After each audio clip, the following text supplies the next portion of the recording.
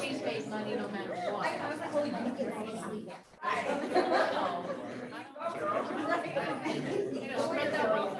Well, welcome, everyone. We're going to get this started.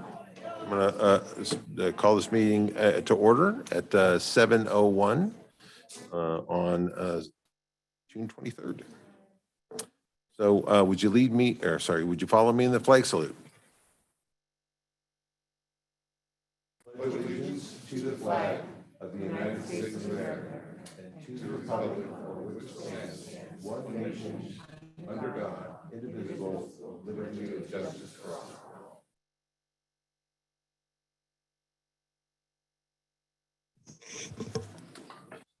May I have the roll call, please? Councilmember Bruins. Present. Councilmember Daniels. Here.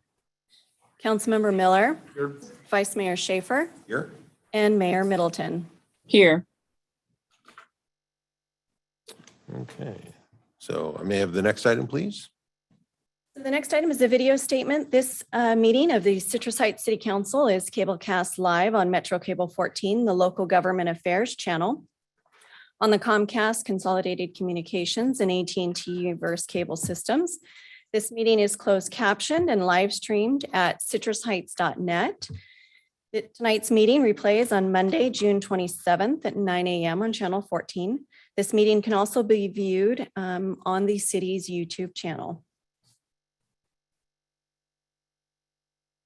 Thank you. So the next item, please. Next item is approval of agenda. Move approval. I have Councilmember Daniels and Councilmember Bruins for the first and second. We have all in favor?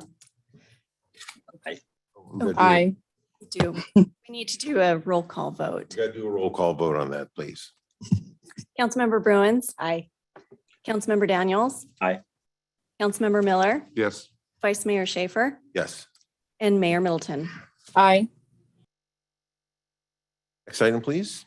Next item is comments by council members and regional board updates.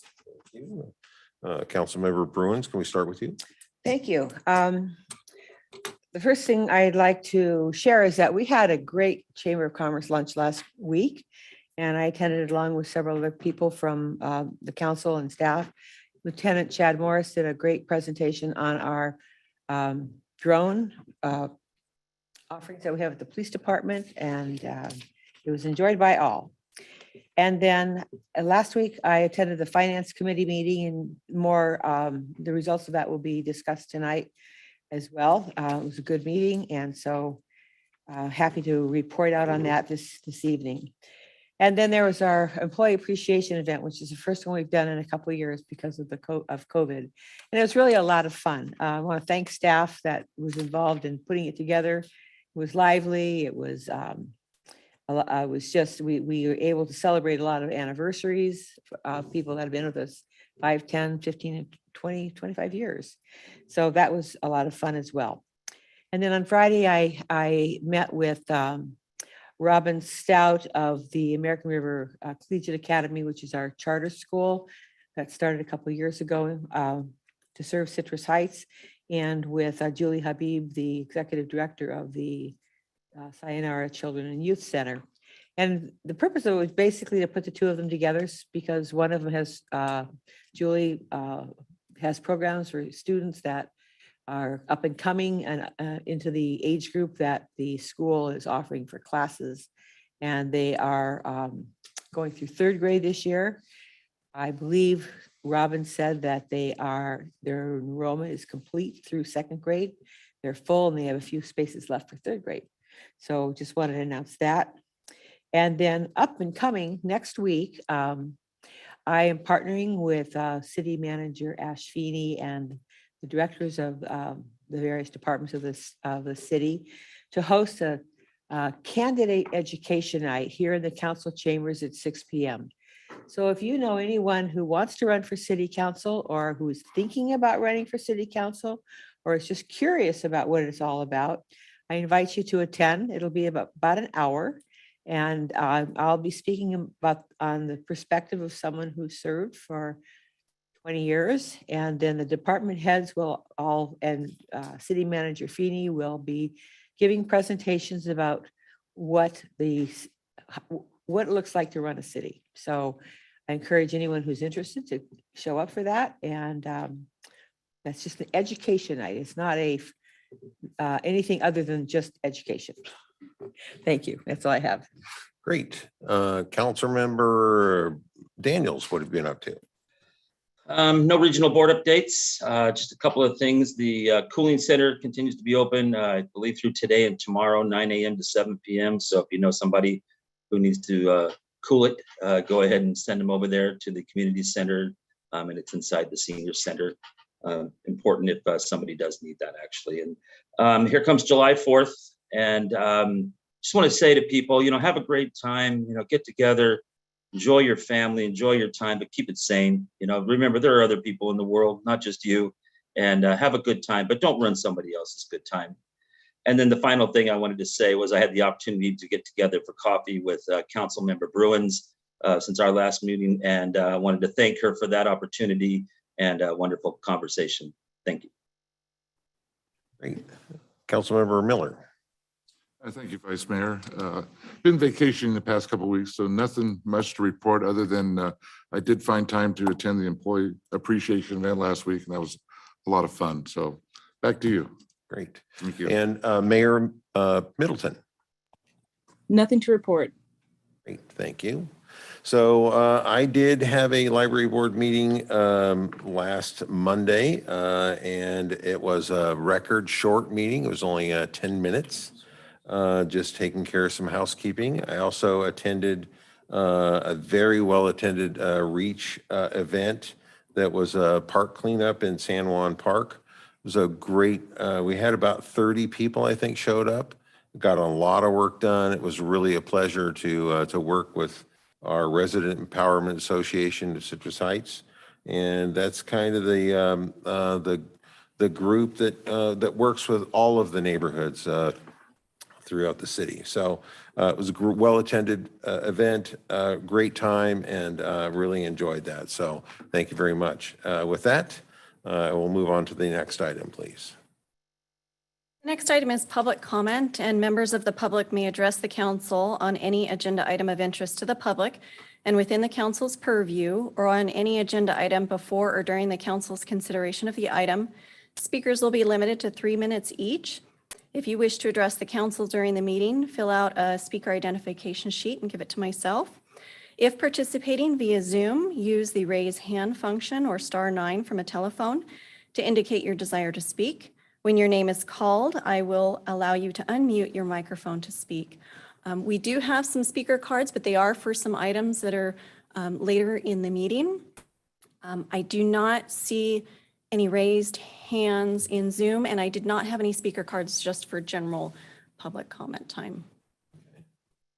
So do I need to open the public comment for that? No. All right, next item, please. Next item is consent calendar items 4, 5, 6, 7, and 8. Move approval. Second.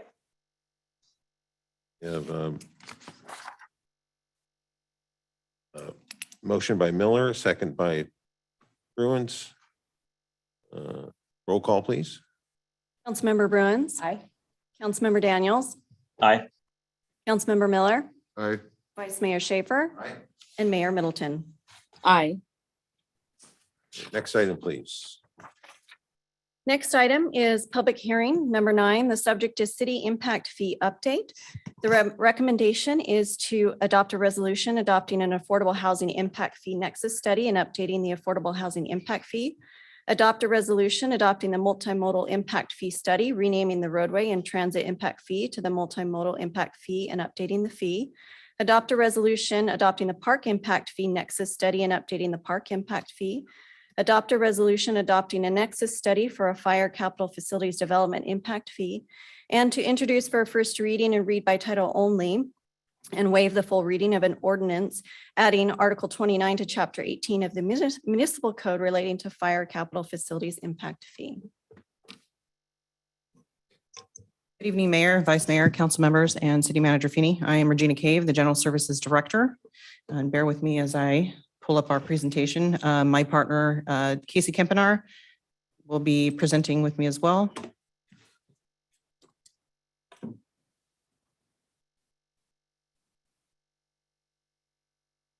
Share from here.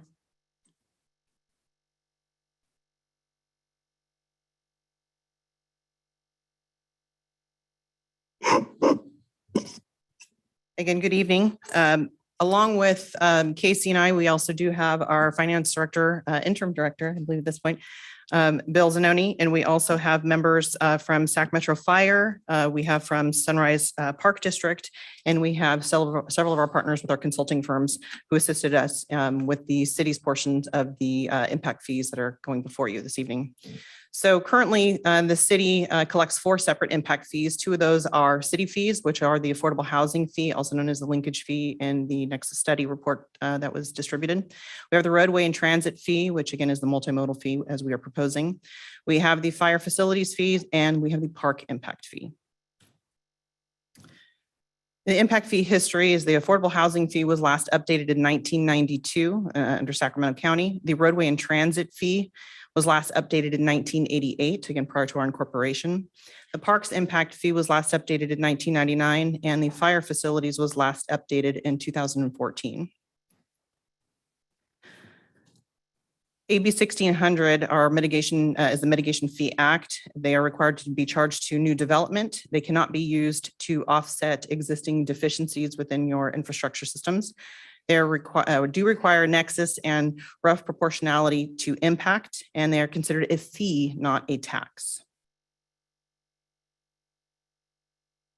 The impact fee process, you must conduct a nexus study, and that study is based on anticipated growth, looking at population and calls for service. You must have a relationship to the impacts on resources from that growth, and it helps to establish a ceiling for impact fees. Council may also set fees anywhere below that threshold. Overarching principles of the impact fees are to ensure development pays their fair share as opposed to bearing that burden on your existing tax base. Balances cost with reasonableness. You strive for parity with nearby fees and looking at other local jurisdictions. Recognition of fees are an important tool as they serve for match for various projects. Helps to balance the need of fees with economic development efforts.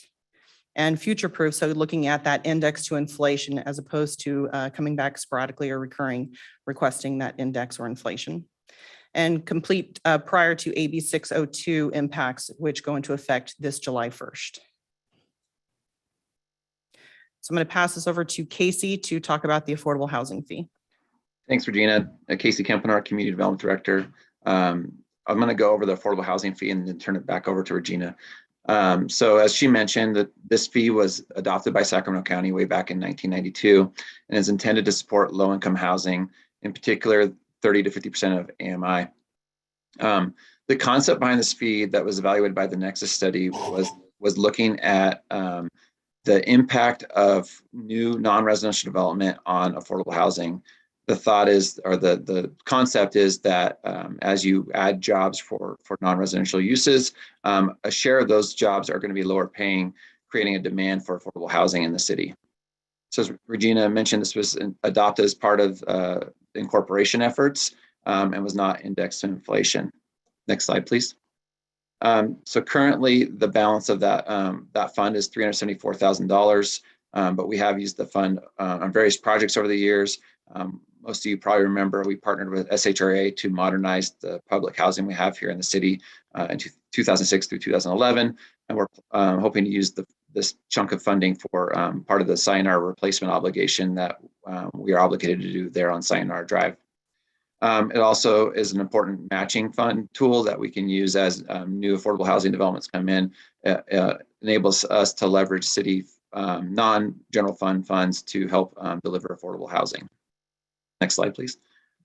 So as we stated, those funds were not indexed to inflation. So you can see on the left column is the existing fee. And then on the right column is if you had indexed them to inflation at 3% per year. So you can see the buying power has dropped off dramatically as inflation has increased. So the fees are significantly higher here if you use the inflationary method of 3% per year. Next slide, please. So as Regina mentioned, we look at the maximum, the Nexus study establishes the maximum fee that is justifiable based on the AB 600 rules. Generally, that fee is very high, and it's not sustainable to apply that fee because it'll really impact economic development efforts and just be a burden on development. So generally, the fee is set much lower than what the maximum is established. So you can see here our existing fee, the indexed version that we just went over. And then recently, Sacramento County updated their version of the fee. And their study had a little bit different methodology, but you can see the fees the maximum fees would be very high for them. And you can see on the final column, our fee study, those fees are also still quite high. So really, the council's job is to set the fee at a reasonable amount below that ceiling. And we have a couple options for your consideration tonight. Next slide, please. So those options that we're recommending you consider tonight and give us some direction on are following the inflation and just indexing those fees to inflation. We could average the regional fees. So looking at the fees for our neighboring agencies and just taking a straight average of those. Or we can match the recently adopted Sacramento County fees for some regional parity there. So those are the different options that staff has come up with. The council can, again, set those fees anywhere below that ceiling. So we'd like some direction from you on which route you would like to go. Next slide, please. And then I'll turn it over. Question before we move on. Yeah. Casey, when you say maximum fee we could charge, that's not a moneymaker. That's how much it costs us. That's correct. The Nexus study evaluates what it would cost to produce affordable housing per square foot of these different uses. And so that's the cost, what it would actually cost if we were to go out and build affordable housing based on square foot of these uses. If we don't do the maximum, then it does get subsidized from where? Generally, especially in affordable housing and many of our other fees, that is used as a match, and that would be used as a match for grant applications so that's subsidized through grant funds from outside agencies, state or federal. Okay, our taxpayers aren't on the hook for any of that? That's correct, yeah. In general, that's kind of how most agencies do this, is they establish a fee that's reasonable and then use that as matching funds to deliver a bigger project with other agency grant funds. Councilmember Miller, if I could add to, there are times where some city councils choose to augment a affordable housing project with general fund dollars, for instance. Certainly we as a city pursue grant opportunities and other funding opportunities. Affordable housing developers pursue tax credits, but there are scenarios where a city would augment an affordable housing project with general fund dollars. So arguably that would be a subsidy coming from other residents. I think maybe I'm focused on low income, but it kind of applies overall to the different development fees we charge. In other words, I'm not quite getting what the maximum fee is then, because Maximum fee. Go ahead, Casey, go ahead if you want to handle that. Sorry about that. So the maximum fee is what it would take to build, in this case, affordable housing to offset the impacts of the additional population growth and the new residents that are lower income. So that's the cost that would per square foot of these different land uses to help create affordable housing. Okay, because I always thought a fee was to recover our costs. Impact fees are a little bit different. That's why I don't understand. Okay. They represent the impact that the development will have on the community for Correct. additional services. Right. So, But it's it's not a fee that they pay to, like a permit fee. But correct. like, I'm thinking of the park impact fees that we've collected in the past. You know, there have been times when the district has applied to us for those fees for enhancing the park services because of the additional population. To offset the impact of the population on, in this case, affordable housing, or that case, parks. You had new residents, it impacts those services that we provide. I can just maybe add a simple example too, on like a park impact fee, for instance. It's not, when development impact fees are paid, it's not to rehab existing equipment. When you're adding additional residents, adding additional demand for a park facility, it results in a need for additional facilities. You may end up funding a new playground structure that's additive to an existing park because you're adding additional recreational opportunities for those new residents, offsetting the new impacts associated with those new residents. So it's about development paying its way, offsetting those new impacts associated with additional residents or demands that are created by that new development, whether it's roadways or it's parks, in this case, affordable housing. My question goes to, when the development fee doesn't cover all that, where does the money, and I hear it comes from grants, but you still have to match that. So it comes from somewhere. Does it come from our general fund? I'm trying to grasp the maximum fee for the county's $47.60. If they only get $2, then is it, we don't build parks? Well, this is probably our most extreme example, affordable housing. It's very expensive to build housing. We've got a housing crisis throughout the state. In an ideal world, if you were to offset the impact fully, that would be the cost, the maximum ceiling that, and based on these studies, that would fully offset the impacts associated with new development for affordable housing. In reality, from an economic development perspective and just from having any project work fiscally, that fee doesn't work. And so when it doesn't work, who pays for that not working? one of the challenges, and this is something from a statewide perspective, building the amount of affordable housing that's needed, that's something that's a statewide issue. And so one would argue that you're not able to fully build all the affordable housing that's needed associated with these different land uses. And that's not a Citrus Heights problem, that's a statewide problem. Right. But when we do have affordable housing projects come up, like the city has, we have them under construction right now. City of Citrus Heights is building affordable housing. Those deals are put together from development impact fee fund sources, as well as grants that we pursue. And then developers of affordable housing pursue those tax credits. And so it's a combination of different funds that help affordable housing get built. There are cases of, like I mentioned before, if let's say we had a affordable housing project that's really important to our city council and you wanted to see it get built. In that case, we would take whatever fees collected here from an affordable housing fee, whatever the level of it is, you'd take that, you'd take whatever funding sources are. And if there was a gap to fund, then potentially that could be funded with general fund. And that would be the subsidy for producing those additional housing units. Or you just don't do what the Nexus study says. It should be this much for affordable housing, but we're not I'm just trying to we're collect the maximum amount. Then we're stuck. That's all we can do. You could go up to, legally, you could go up to that ceiling. You couldn't go above that ceiling, but. And I'm not proposing that at all. I just want to. But I think it's just also kind of as Casey was mentioning at the outset of this, trying to find a rate that is reasonable relative to what burden could be held. Impact from development causes.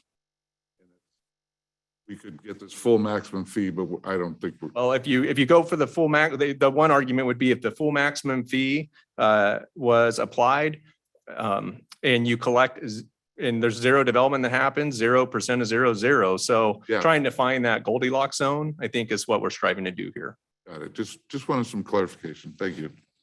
Question also, so as I'm looking at the index and max, this is 97, currently it's 97 cents per what? Square foot, Correct, per What's the- square foot. Square foot, okay. And then the index cost is what it would be if we had done the cost of living increases over the years, or? Yes, we applied a 3% growth rate for every year since the fee was initially adopted. Okay. And then help me understand then why the ceiling is so much higher. The actual cost to build affordable housing is greater than a fee that the council would probably be willing to consider because of the impacts of that higher fee, what they would have on development. And so to the city, I understand the impact or the cost from the builder standpoint, but what are the costs that the city incurs? Is it staff time? Is it? We just collect the fee and we can use it to support affordable housing in a variety of ways. We're not So it's just the collection, obligated. okay. We're not obligated to build a certain number of units or anything. It's meant to be used to support affordable housing, and we can retrofit existing housing as we have in the past, or we could help contribute to something like Sayonara. It gives a fair amount of discretion for the council to consider. Right, okay. Thanks. Anybody else, any questions? Now on to roadway transit fee. This is also known as what we are branding it as the multimodal fee. So this was adopted by Sacramento County in 1988, and this was done in conjunction with Measure A as a requirement for receiving those Measure A funds. You have to have an impact fee in place. This is to demonstrate that while your users are paying into the system through Measure A through that half-cent sales tax, you are also collecting funds from developers who contribute towards that growth. This fee has not been indexed to inflation and is intended again to fund construction of roadway and transit improvements that stem from that growth, that land growth. Adopted by City Council as part of incorporation, it was done as roadway, transit, and an admin fee. And the study consolidates into one single development impact fee known as the multimodal fee to account for all modes of transportation. So the next few charts identify the formulas that were used. This was done by EPS and with Fair and Peers. And this took the SACOG SAC-SIM model to look at the trends and the projected growth in the region, and specifically here in Citrus Heights through 2040, and looking where our dwelling units or dwelling unit equivalents would be or would stem from based upon land use. Also looked at vehicle miles traveled and how that equates to those dwelling unit equivalents per unit. And from there, it produced a couple scenarios. And so the scenario one is the development impact fee project cost covers the impact fees proportionate to that new development. And so this would equate to about 11.3%, which is in line with what we typically are required for matches for our grant projects, our complete streets, large projects. Scenario two, as indicated in the Nexus study, is a little bit more subjective. It itemizes the development impact fee project responsibility for funding. All of the DIF projects are evaluated on a case-by-case basis, and it helps to determine the extent of how that development project will address some of the deficiencies. This approach considers that under cumulative conditions, so looking at the entire system, about 89% of the DUEs are existing and only 11% are associated with new development. And this approach also considers where redevelopment is planned to occur by looking at our land uses. As shown, this approach would fund more than double of what scenario one is, but again, this is very subjective. So the impact fee calculations and looking at our DUEs and looking at that project list that was included with the Nexus study, that CIP list was developed and looking at all of our existing conditions where our complete streets projects have already been constructed, but where ones need to be constructed to kind of fill in those gaps with existing development and projected new development to get that multimodal connection throughout our city. And so based upon that list and forecasting what those costs would be, that provided a formula for the consultant to be able to develop what that new impact fee should be by single family dwelling units, multifamily dwelling units, our retail and our employment centers. So again, scenario one looks at a slight increase for our single family to 2,614, our multifamily to 1,418. Those are per units, and then everything else is by square footage. And then scenario two is substantially higher and again, subjective. Oh, Regina, go back to scenario one. You said it's a slight increase. Let me catch up here. About $1,000 increase, and this does not include an administrative component. We did not add an administrative. We just combined the roadway and the transit into one. So that 2,614 is without an additional administrative cost. You're losing me with all the figures. You're going a little too fast for me. So going back to scenario one, we've got the land you said, I'm not seeing the increase. Basically, I'm seeing the development impact fee contribution, impact per square foot, but what is that measuring against? Is that current or is that proposed? This is what is proposed. And if I can go through two slides, I can show you what the Okay, let me go back to the comparison. Okay, let me look at that one a little bit. So the existing fee comparison, if we look regionally and we also look against what we're currently charging, all the way to the right, our existing fees are $1,434 per unit. This is for a single family dwelling, a single family I house. think this is the operative slide for me. So with the comparison, okay. And the proposed is again scenario one, not the scenario two. Right, so how, looking at the commercial retail and then the professional office, you have a range there. There's a range per square footage because we also have our commercial and retail broken down into subsections. And so it depends on what type of a use that. To be within that range. Correct. All right, thank you. Okay, thanks. To close the book on my previous questions, if we didn't charge the fee, we wouldn't do anything. We wouldn't build that extra lane we needed because of traffic or add a bus route because of traffic. We just wouldn't do anything. I thought it was a nexus that we had to add these things and so if we don't charge anything.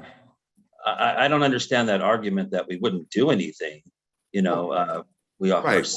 we still have revenue. Right. It's just that this would be additional revenue. Exactly, Brett. That's kind of what I was driving at was Yep. that it would have to come from somewhere else. Right. And again, not to get too deep into the weeds on it. I mean, today people are having to pay a whole lot more for housing, which then translates into a higher property tax too. So there's additional revenue coming in from that area. Okay, I think I get it now. And so similar to what Casey had demonstrated, if those 1988 fees were indexed, where we would be at today, if we'd indexed them since 1988 at 3%, we would be at $3,800, significantly more than what we are proposing under scenario one. And if we indexed at 3% since 1998, right after incorporation, it would still be greater than what we are proposing today. And that is across the board for all of the categories. Moving forward, we would index this to inflation. Correct. That is what is being proposed to That's council. one of the options, right? Or is that in all cases? That is in all cases. In the staff's recommendation is scenario one, which is an equitable distribution of roadway impacts and costs of those improvements. It is a modest increase when we're looking historically at inflation. And if adopted, these fees would be indexed to inflation. Should make it not so painful going forward. On to park impacts. I'm going to pass this over to Casey if there's no further questions on that item. Great, thank you. So yeah, these next two fees are fees that we collect on behalf of our special district partners. So Sunrise Parks and Rec obviously provides our park services here. So they are unable to collect their own fees. So we have a partnership with them where we collect the fee. And most of the council members probably know we talk to them at 2x2s to discuss on how the fees can be used within our parks here in the city. So this fee was adopted by the city in 1989, and it's intended to support expansion of parks. So that's building new parks or adding new amenities to parks to help offset the impact of new residents that are living here in the city. The concept is very similar to the other two, where new residents and business increase the demand on their parks, which impacts the park's level of service. They might be overcrowded. So they are able to add new parks or new amenities to help reduce that overcrowding. Similar to the other fees, this has not been indexed to inflation, so the buying power is dramatically reduced. Next slide, please. You can see here the park district has a number of parks here in the city. They all have different amenities and different characteristics. We have allocated funding recently in Rush Park. We've done some work there with the park district. And we've used over the years various investments into the city's parks. Next slide, please. So as you can see here, the fees that are proposed that are necessary to continue to improve the parks are quite higher than what we have today. The top row is our existing fee. The second row are the fees that are proposed. And those are the fees that are necessary to continue to expand parks and really contribute to the quality of life that we've come here to expect here in the city. You can see still, even though the fee is quite increased, it's still very modest in comparison to the surrounding areas. These are other park districts that are immediately adjacent or in proximity to the city. You can see even with this increase, we'd still be the lowest fee within that immediate region. Next slide, please. And that concludes the parks overview. Was there any specific questions? Parks. And we have Margaret Hatton for Sunrise Parks and Rec District is in the audience as well. No questions? Okay. The next fee is the fire facilities fee. And this is a fee that was established back in 2002. And that helps the fire district, Sac Metro Fire, build facilities and equipment necessary to serve growth. This fee is unique that it has been updated a couple of times since incorporation, but they still have been unable to keep up with inflation. The district's done a lot of work recently to evaluate growth for the next 20 years. And given the pace of growth within their jurisdiction, there's a need, they've updated their master plan, and there's a need to invest into the infrastructure necessary to serve our community. We have an existing agreement with Metro Fire, similar to parks, where we collect the fees and remit those fees back to Metro Fire. Sacramento County, including Rancho Cordova, have a similar agreement. Next slide, please. So similar to the other types of fees, the Nexus study looks at the planning horizon, and it looks at what it takes to build the master plan, and it looks at the existing and future facilities and the upgrades necessary. Those fees are then used to establish a cost per capita, and then those are backed into the different development types to determine the cost of development to keep up with the impacts. So similarly, this fee is only projected to generate about 90 million throughout their entire jurisdiction, which is really only about a quarter of the costs anticipated necessary to build out the district's master plan to continue to serve the population in their jurisdiction. Next slide, please. So there's a lot of improvements necessary at the fire district's existing stations, and then new equipment to serve growth as well. So as growth continues as population growth continues, they need additional resources to be able to continue to serve our population. And they have a capital improvement plan that will identify the timing and funding of those improvements as the funding comes in. Next slide, please. This is just an overview. It shows you how large the district is. We have 4 stations here in the city. You can see there on the next slide, zooms into the city. You can see we have existing stations, and each of these stations, in talking to Metro Fire, and they give a more thorough presentation at the 2x2. There's a lot of upgrades that are necessary to these stations, and these stations really play an important role in the city and the region because we are kind of geographically centered to their region. So they serve outside the city as well. But these stations definitely have some improvements that are necessary to keep up with the demand. Next slide. This slide, I won't bore you with the numbers too much, but the key takeaway here is the stations in the city are about at capacity and need to do some improvements to continue to get back below capacity and continue to serve our residents. Next slide. So as you can see here, the takeaway from this slide is the added service population over the next 20 years is going to be 173,000 people, or about a 17% increase. So there's definitely the need to serve these new residents is very acute, and then we need to plan accordingly. Next slide. So you can see the fees are increased. On the left column are the existing fees, and the middle column is the proposed fees, and the far right column are the percentage increase. You can see some of the fees are on the residential side are generally more modest. The commercial side are generally greater. There's part of their Nexus study looked at the calls for service are greatly higher in those types of uses than in the past. So there's a need to cover those costs for those additional calls and equipment necessary to serve those types of businesses. With that, I think that was all the slides for that section. Did you have any fire questions? Jeff Fry with Sac Metro Fire is available for questions as well. If I may just add one item, Mr. Vice Mayor. One of the things with Citrus Heights being a city that is primarily going to be infill and redevelopment, under a redevelopment scenario where there's already been fees that have paid, you get in your demoing square footage, you're getting a credit against that fee for the new square footage you're building.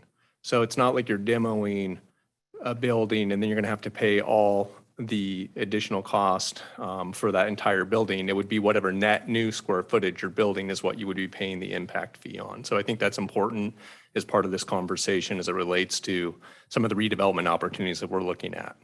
It makes sense. The square, go ahead. I do have a question about, Portia, I want to give you an opportunity. Is there anything you have any questions on? No, not at this time. Thank you.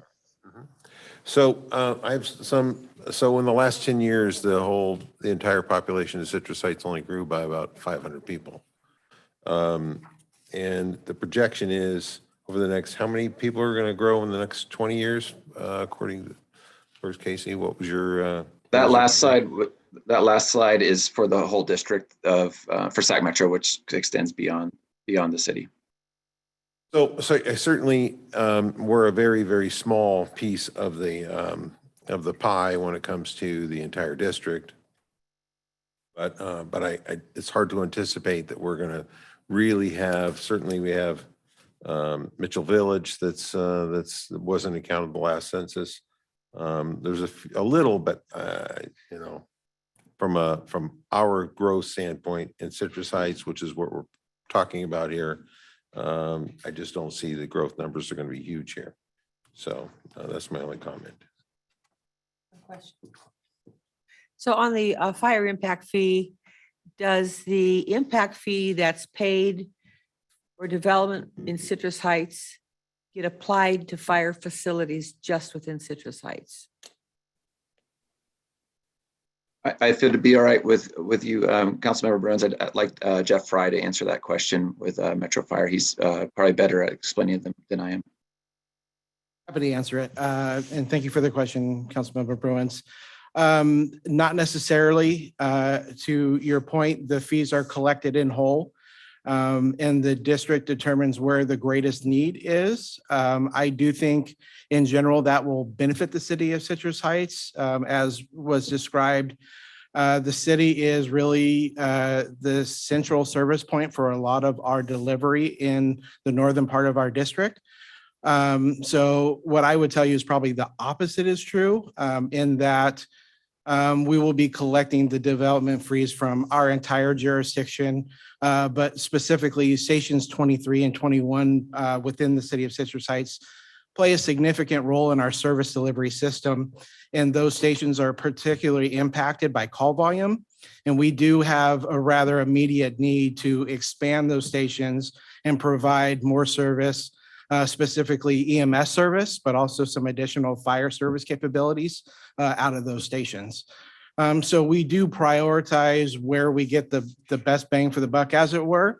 But certainly, you know, the Citrus Heights stations for us are a big part of that service delivery mechanism.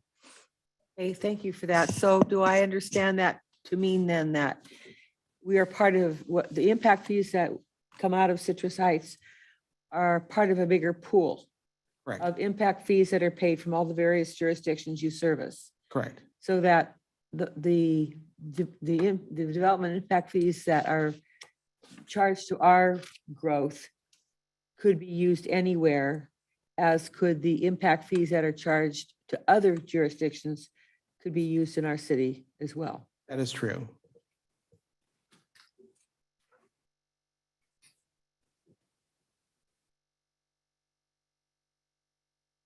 Other questions?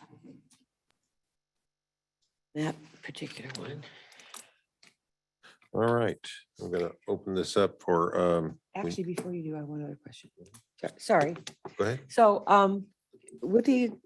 are these fees, I mean, we got 4 different pots here, and I'm presuming that they're handled a little differently. They're not all homogeneous. One is handled like every other one.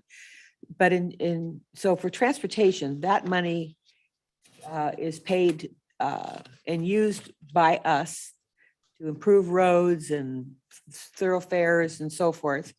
The affordable housing is used by us to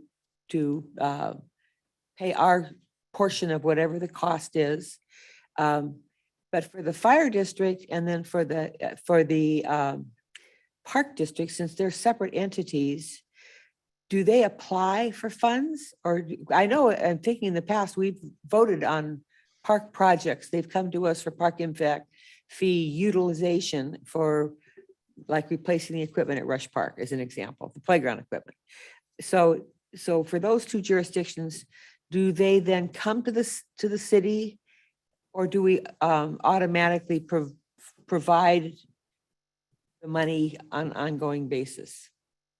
So you're correct on the park district, Councilmember Bruins, is that we, as the district, does a 2x2 with our council members to help allocate those funds when the district makes their requests.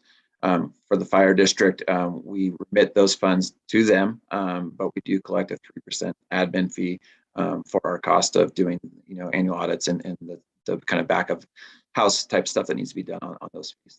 Okay, so the only one that has to come to us and apply on a project by project basis or a need by need basis basically is the park district.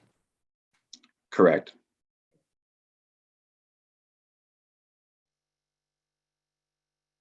Comments, questions? Okay, I'm going to go ahead and open the public hearing. Do we have any raised hands or speaker items for this? I do not see any raised Oh, hands, but I do I, have, yes, Councilmember Daniels. Yeah, I do have a message that Kathy Lynn Carpenter from the Sunrise Marketplace PBID okayed for me to read, if that's okay. Yes. Yeah, that's fine. Okay, it says, I'm unable to participate in meeting and wanted to register our opposition. We would be opposed to any increases in commercial development fees, and these increases are quite significant. With the economy and retailers recovering from a pandemic, this would have a deleterious effect on development. And I'll chastise her for using such big words for me to read. So, but those are. And I do. That was her comment, or the Sunrise Marketplace? That was her comment as the executive director of the Sunrise Marketplace. Okay, cool. We all got the same message, and she stated she just read this tonight. So this has not gone before their board. This is just Kathy Lynn Carpenter. Yeah, their meeting was canceled today. Yeah. Well, the point is that Yeah, this is not a board position. that was what I was curious about. And I do have two comments that were submitted to be read, so I'll go ahead and read those. The first is from Oleg Shishko. Honorable council members, I would like to voice my opposition to the proposed fee increases to developments in Citrus Heights.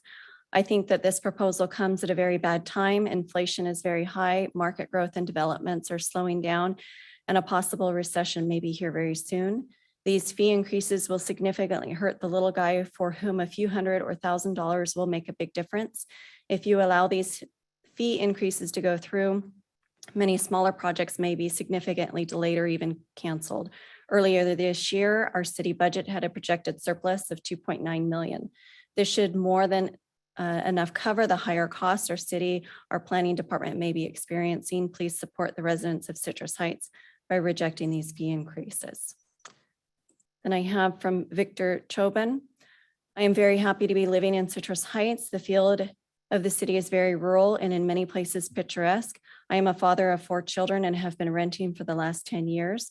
My dream is to purchase a lot and build our home.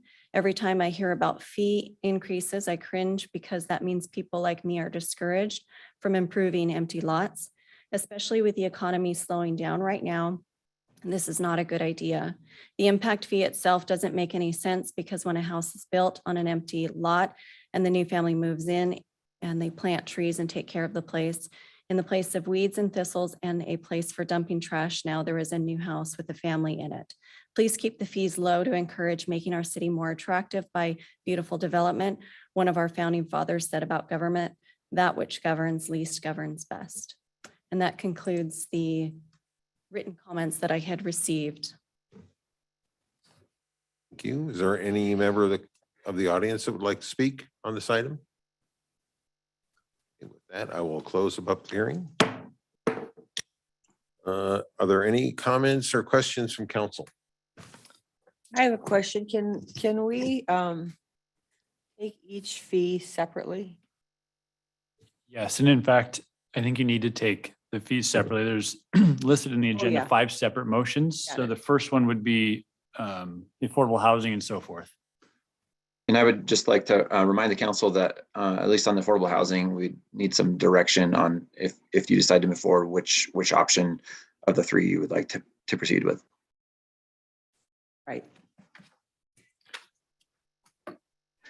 Okay. Well, I'll start. Oh, I'm sorry, Jeannie, excuse me. I'm Go sorry. ahead. Nobody asked if we had any comments yet. Any comments, Brad? Hey, thanks.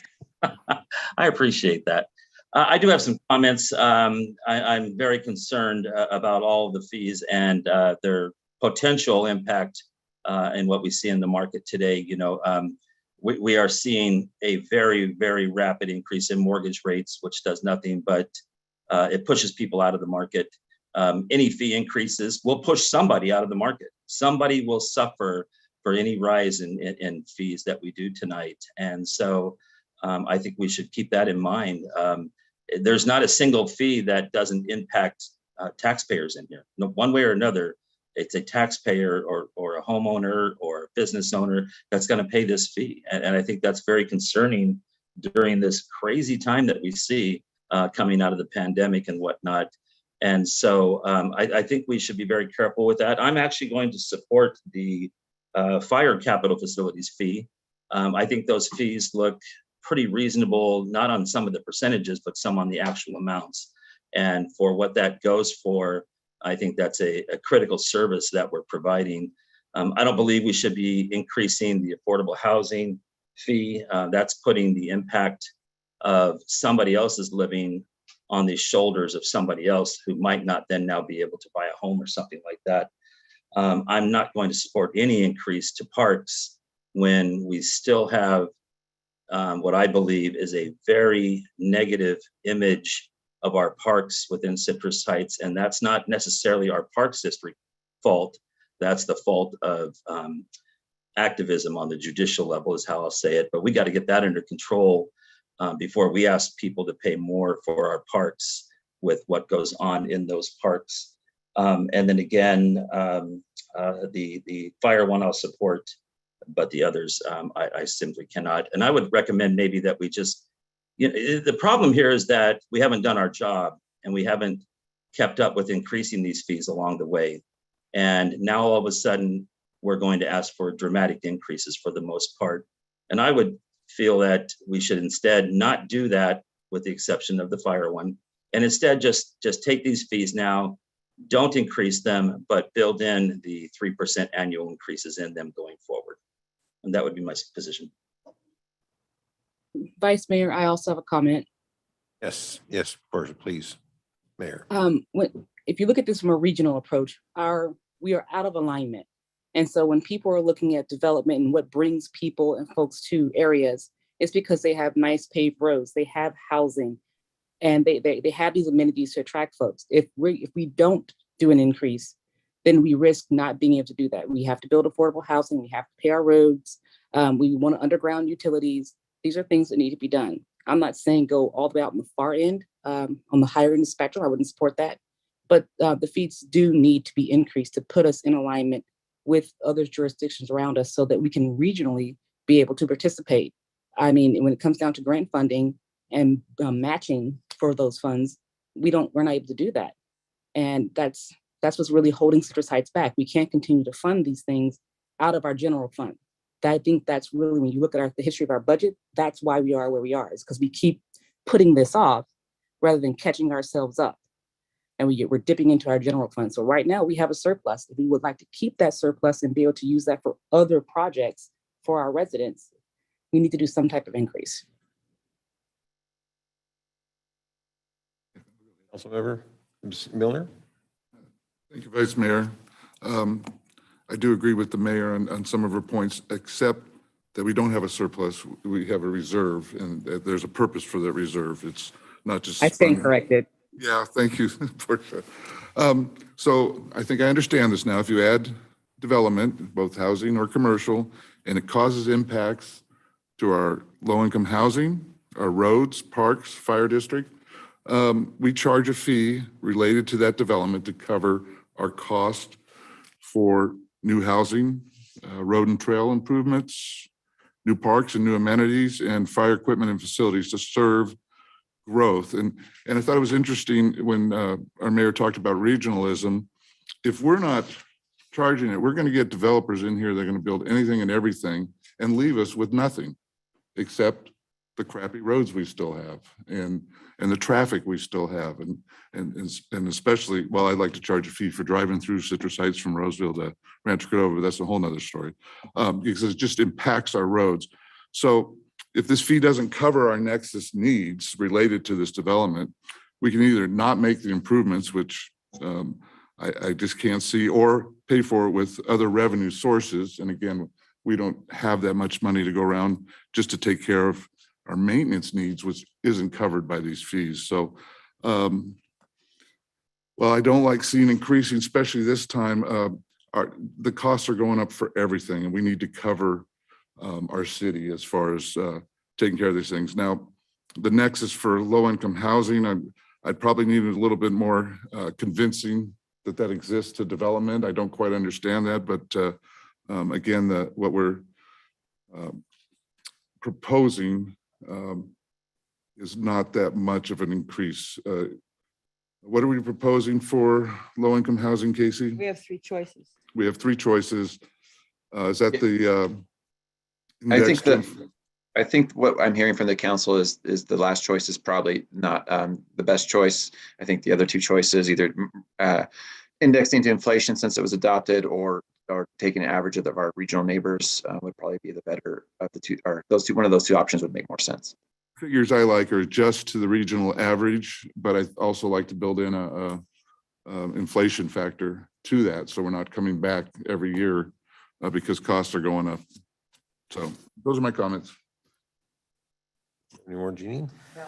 So question, these are what I'm looking at, the affordable housing fee. Now, those three choices, those are the max that would be allocated to to either hit 1, 2, or 3. Am I correct, Casey? These fees are well below the maximum that we could charge in either of these scenarios. We could charge much more if that was the direction. However, we think that these are reasonable. We're trying to hit that magic number that is reasonable and still gets the job done. So that's why we're recommending one of these two options, really. Okay, so so the index for inflation, that catches us up it's been 30 years since we've done an increase for the affordable housing fee based on the year 1992 that you gave us. Yeah, so that would just be 3% over that 30 years from the existing fee was what the math showed. Okay, so 3% times 30 years. Okay, my personal thought on that is that's asking a lot to catch up 30 years worth of not increasing fees in one lump sum. So I would like to suggest that we use the lowest fee, which is number 2, adjust to regional average. I think that'll be easier. That's still almost double what we're charging now, but that would be easier to digest for anyone who wants to develop here in Citrus Heights. And, and going forward, it's just kind of appalling to me that we waited 30 years to adjust on that one and 24 and 23 on the other 2. I remember when we did the park impact fee in 1999, because I was working for the Chamber of Commerce at the time, not on the council, and we made comment on that. And so we haven't done anything since then. So I think it's fiscally prudent for us to pay closer attention to this going forward so that we stay current with what the inflationary costs are, so it's not such a big gulp at one time. So my suggestion would be that we do option number 2 because it's the most palatable and it still gives us almost a double over what we're charging today on affordable housing. That's my thought. If that's a motion, I'll second it. I've still got a comment here. So this is probably the hardest piece that I struggle with is that we waited so long to implement these. And the timing couldn't possibly be worse. Where we're seeing inflation out of control, we're seeing cost of living going up. And when we start talking about affordable housing in California, we keep increasing the fees and asking people or requiring people to have solar on their homes and all these additional requirements that drive the cost of housing up. And so I really am struggling with doing this. When it comes to affordable housing, though, I would agree with Councilmember Bruins that scenario 2 is probably the most palatable if we have to do this. And I am going to agree with Councilmember Daniels on the fire impact. I think when you look at the percentages, they are high, but the actual number is not that high, not that much. So those are really the only, and with regard to the park impact fee, I'd like to suggest that we do, because that is such a huge, I think that it was 594%, something like that. Can we phase that in over a 5-year period and say, all right, here's what the park impact fee is, and just phase that in so we're not doing an enormous jump all at one time, or a 3-year phase in period.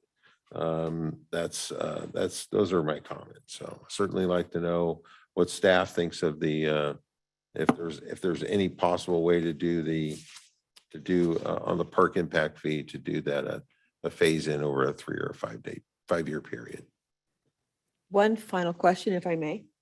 So since we're addressing the affordable housing fee at this point, if we vote to approve option number 2, Well, then from that point forward, will it be indexed to inflation so that this doesn't come back as such a big bite in a future year? Yes, correct. We feel the pain too, and we recommend that all these fees are indexed to inflation. So every January they would be updated based on the engineering record for San Francisco, California, and Northern California. So that'll be updated every January. All right, very good. Then if there's no other, you have thought, one other thought? I was going to make a motion, so go ahead. Okay, well, go ahead if you want to do it. I'd move to adopt a resolution adopting the Affordable Housing Impact Fee Nexus Study and updating the Affordable Housing Impact Fee to the regional average and indexed to inflation at 3% per year. Second. Councilmember Miller, if I may, the way we've set it up, unless you're really set on the 3% per year, is that we look at the inflationary averages from throughout construction from Northern California. So they may be 3, they may be less, they may be more, but it'll track inflation every year is how we have it currently established.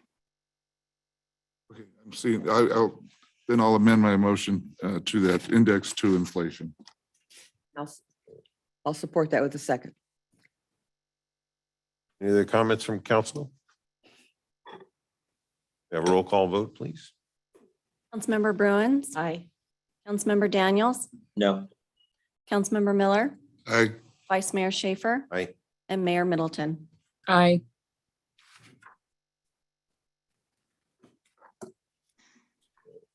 Motion on the second item, please. Okay, let's have comments first. Oh, sorry. Okay. Okay. So our next resolution deals with the roads and transit fee.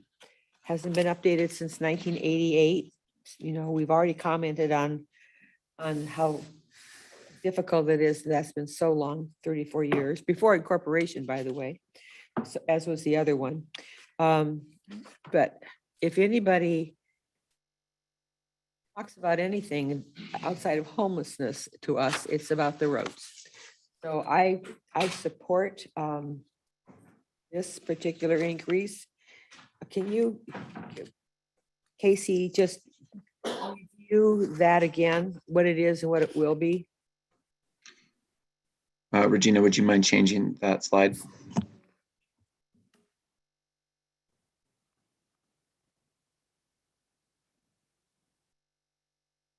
Our existing is 1,434 per single family unit, and we are proposing 2,614 per unit. And then for multifamily would be from 1,313 to 1,418. And then the square footage would adjust from 445 to that range to the right of 387 to 626 for commercial retail, and from 364 to a range of 283 to 788 per square foot for professional office. So how, on the commercial and the professional offices, what determines where they fall within that range? Depends on the class or the use of that business. Within that range, are there specific standards or specific costs rather than, so for instance, if it was, I don't know, retail under 1,000 square feet, that's one cost. Retail 1,000 to 5,000, that's another cost. Are there finite costs? And there are costs associated with, for retail, it would be either your food, your general retail, or your service. And so depending on what those DUEs are, is where we would establish that hourly, or excuse me, that square foot cost.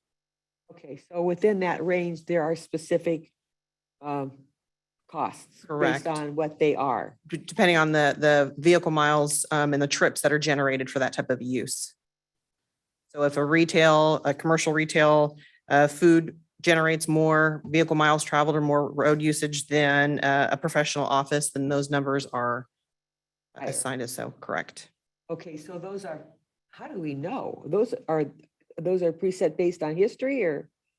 I would divert that question to our consultant that we have, John Gard, who is with Fair and Peers, who provided the assistance with developing the formulas. John, are you on? Yes, I am. Hello, everyone. I'm John Gard with Fair and Peers, and we developed this part of the fee program. And the way that the VMT multimodal fee works is that we're looking at, different land use categories and the number of PM peak hour trips that are generated by each of those land use categories, the percentage of trips that are new versus, already on the road passing by to get a gallon of milk or something in the evening. And then also looking at the length of those trips. And if you recall the work we did for the Senate Bill 743 VMT analysis, we were able to actually pull trip length data by different land use types.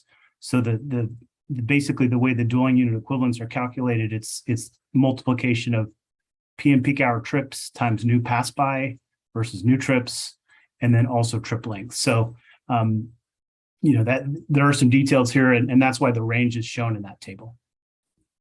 Okay. I'm happy to answer more questions if more come up. So it's far more detailed than what's been presented to us tonight within those ranges, Correct. based on all those factors. Correct. Correct. Thank They're Question. documented in the staff report. There's a lot of Right. tables. Yeah, I have a question. I know. Go ahead, Councilmember Daniels. Yeah, so just as an example on the professional office building. So if somebody wants to come in and let's say around as we redevelop the Sunrise Mall area, hopefully, and wants to put an office in there, whatever, and it's 10,000 square feet. Am I reading that right? At current fees, they would pay $36,000, and at proposed fee, they might pay as high as $78,000. For the Sunrise Mall or for the Sunrise Tomorrow, again, as city manager had mentioned earlier, we would still figure out a calculation of credit usage. So the mall would be credited for anything that had already been paid for that development. And so any new uses above and beyond and what that delta would be calculated. So it's not as black Does that and white mean as just saying. are you talking about like if they have a parking lot that's nothing there, there's still a way to reconfigure that number?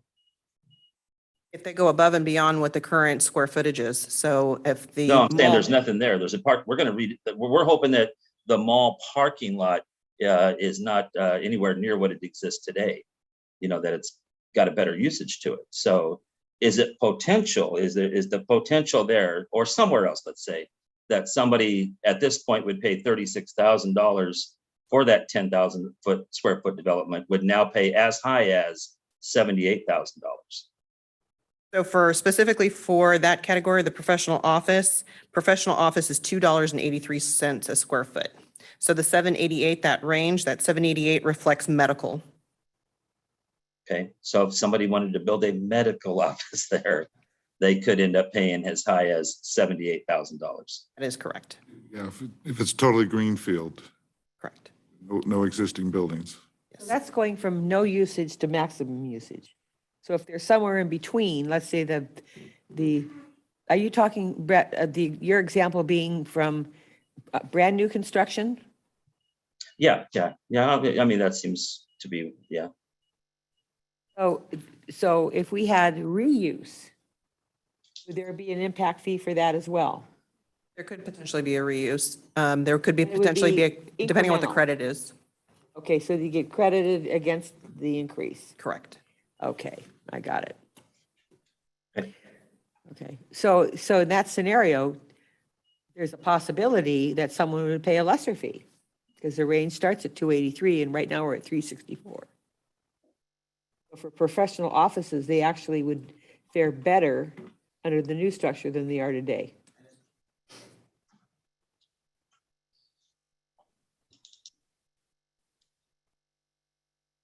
Councilmember Miller, do you have any comment? No, I'm just looking at, again, some of the comments about the doubling of our fees and looking at the fire fees and going, oh, well, they're, 60%. They're not even coming close to doubling their fees, but they've adjusted annually. We've taken 25 years of nothing in it. And I've had this with regional transit, with fares. You just don't go from $2 a ride to $5. That's just too big a shock. In fact, we're actually going the other direction, reducing fares to attract riders. But I get that. You can't just dump up. It's hard making it right when you haven't updated it annually. But I'm sure if we look 25 years ago and what the fire district capital fee was charging, it's probably more than double. And so to my point, it's hard to stomach, but in single family, if it's an empty lot, it's going to be 2614 per unit. But if you're tearing down an old place, you get that square footage credit as well. So, okay, that's all my questions. And Mayor comments. Middleton, do you have any questions or comments? Not at this time. Thank you. Oh, my comment is when I look at this table, I still see that we are, even if we did approve this, when we look at compare it to City of Roseville, City of Ranch Grove, Folsom, Sacramento County, still pretty darn competitive. And even though when you look at West Sacramento, that was a scale between 1,640 and 8,364 versus 2,614. I still think that this is very, very competitive with other areas of the region. So that's all I have to comment on. Still very low, actually, compared to other regional areas. So, okay. I entertain a motion. I don't have all the whereases in front of me, but I move approval. Oh, thank you. So I would move to adopt the resolution of the City Council of the City of Citrus Heights to adopt the new multimodal impact fee, nexus study, and update the multimodal impact fee as presented. A second. Second. Motion by Councilmember Bruins and a second by Councilmember Miller. May I have a roll call vote, please? Councilmember Bruins. Aye. Councilmember Daniels. No. Councilmember Miller. Aye. Vice Mayor Schaefer. Yes. Mayor Middleton. Aye. Next item, please. For the fire impact, correct? Park. Oh, parks. Sorry, parks is next.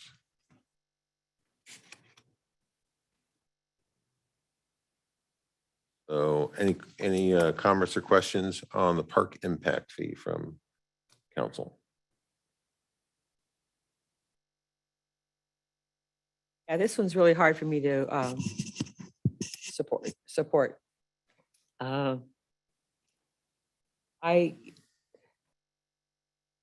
hard to see that we are so far behind the rest of the region. Yet an increase of this magnitude, I think, is too much. So I think, Tim, you were the one who asked earlier if we could do a Phase in. phase in. And I think that would be a better way to do this. Do we know how much money is in the park impact fee account at this time? Yes, 225,000.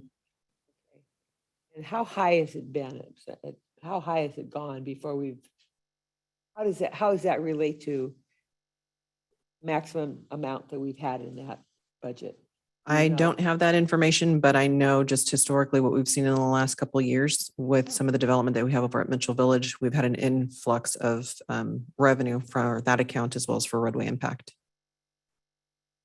So back to me in a second, but I'm going to do a calculation here. Okay. Councilmember Daniels, do you have any comment? Yeah, sorry about that. Again, this is a difficult thing for me because we're putting on the shoulders of people coming in, moving into our city, an extra fee, in addition to what they're going to pay in property taxes like you and I pay. And you and I'll just take my own example. So I pay property taxes based on my home that I bought 21 years ago. And it's gone up a very small amount each year, for tax purposes. Whereas people are coming into our city now, and people that are buying the same home that I am in my development, where I paid 192,000 for it, are paying now between 500,000 and 600,000 for it. So they're already going to be paying a whole lot more in property taxes, and some of that property tax then goes towards parks. And then the flip side of it is, I'll say this, that because these people have to pay this extra fee, doesn't mean that they're going to enjoy these parks.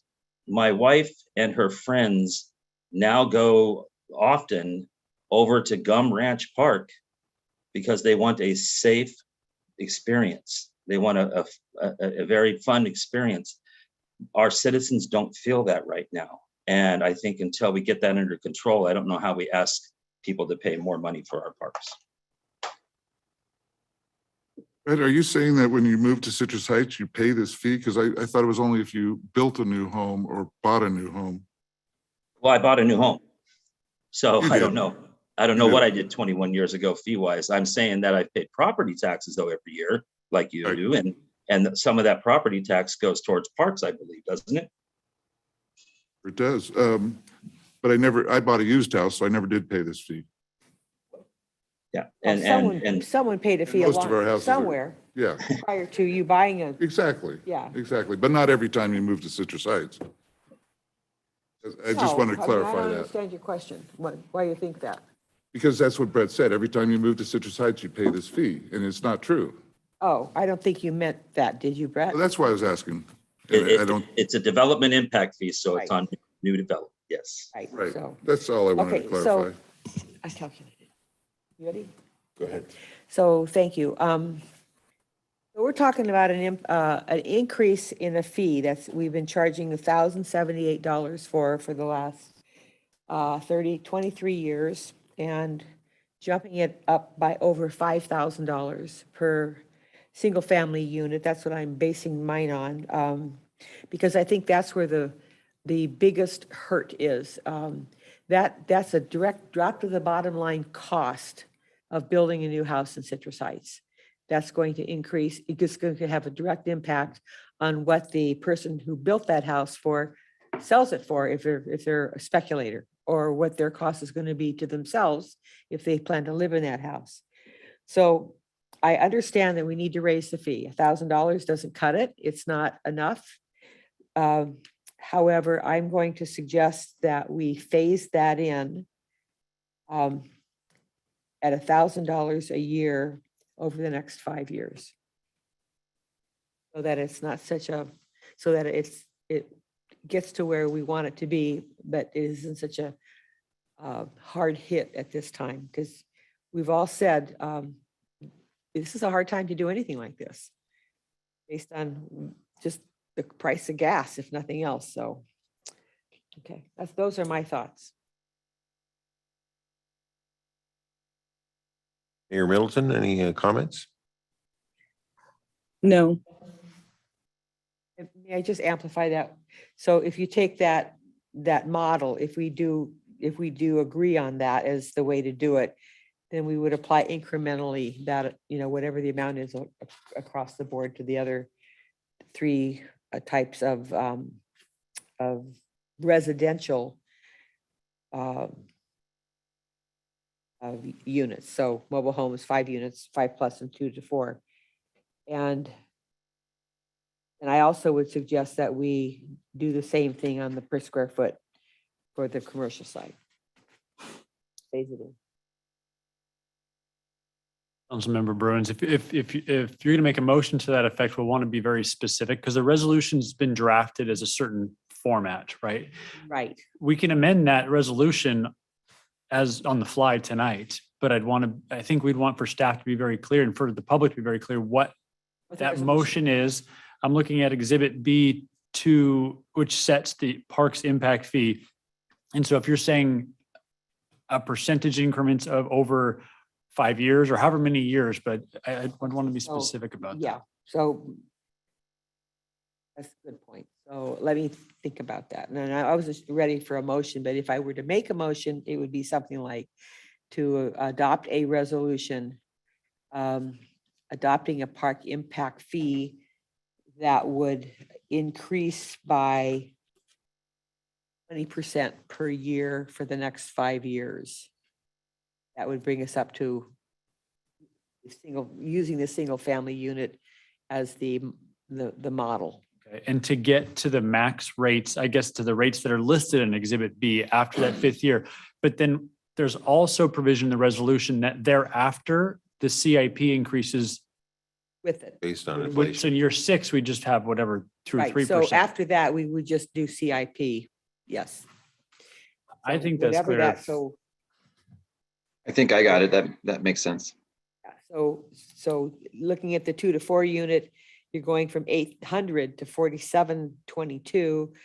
So again, 1/5, basically 1/5 of that difference per year until we reach that maximum and by adjusted by inflation thereafter. Does that make sense to you?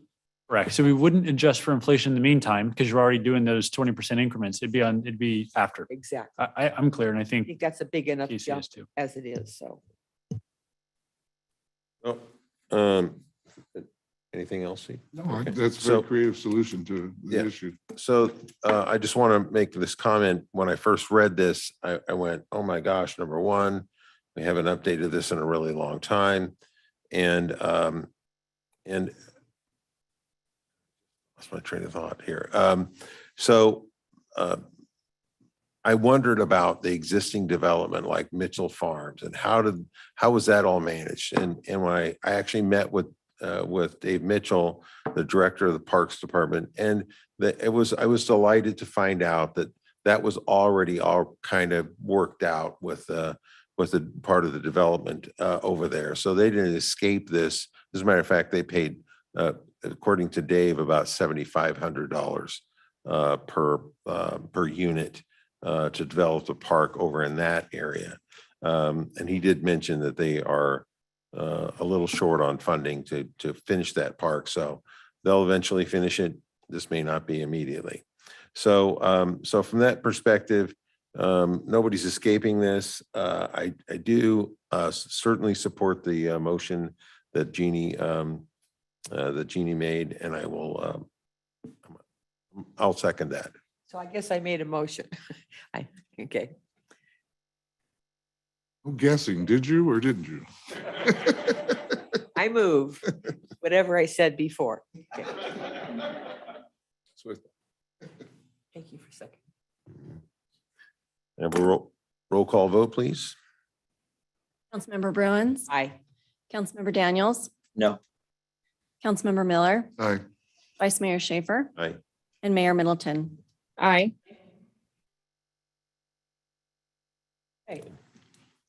On to the next item, next motion, the fire facilities impact fee. Your motion? We take both these together? I'm seeing here. Would you like them separate, Ryan? separate, please, because one is a resolution relating to the impact fee. This is actually a unique one that it's an ordinance because of the unique relationship with Sac Metro Fire. Have a So this is second just the reading. first reading. Got it. When we do if it passes, we do a second reading at the next meeting, that's when you'll have another resolution adopting the fees Got it. associated with it. So I'll just move to adopt a resolution for the Sacramento Metropolitan Fire District Capital Facilities Impact Fee Study. I'll second it. Roll call vote, please. Councilmember Bruins, Aye. Councilmember Daniels, Aye. Councilmember Miller, Aye. Vice Mayor Schaefer, No. Mayor Middleton. Aye.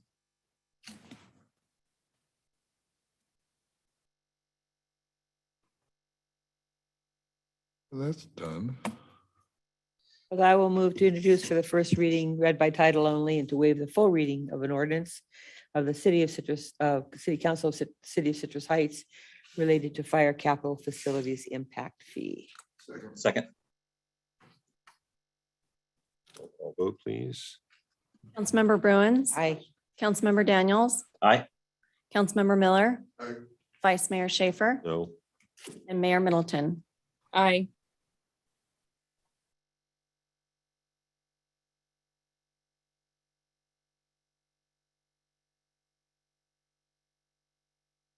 Okay, next item, please. Next item is regular calendar, item number 10. The subject is consideration of Economic Development Support Fund grant request by Royal Stage. The recommendation is to adopt a resolution approving a $25,000 economic development grant to Royal Stage from the Economic Development Support Fund Part 1.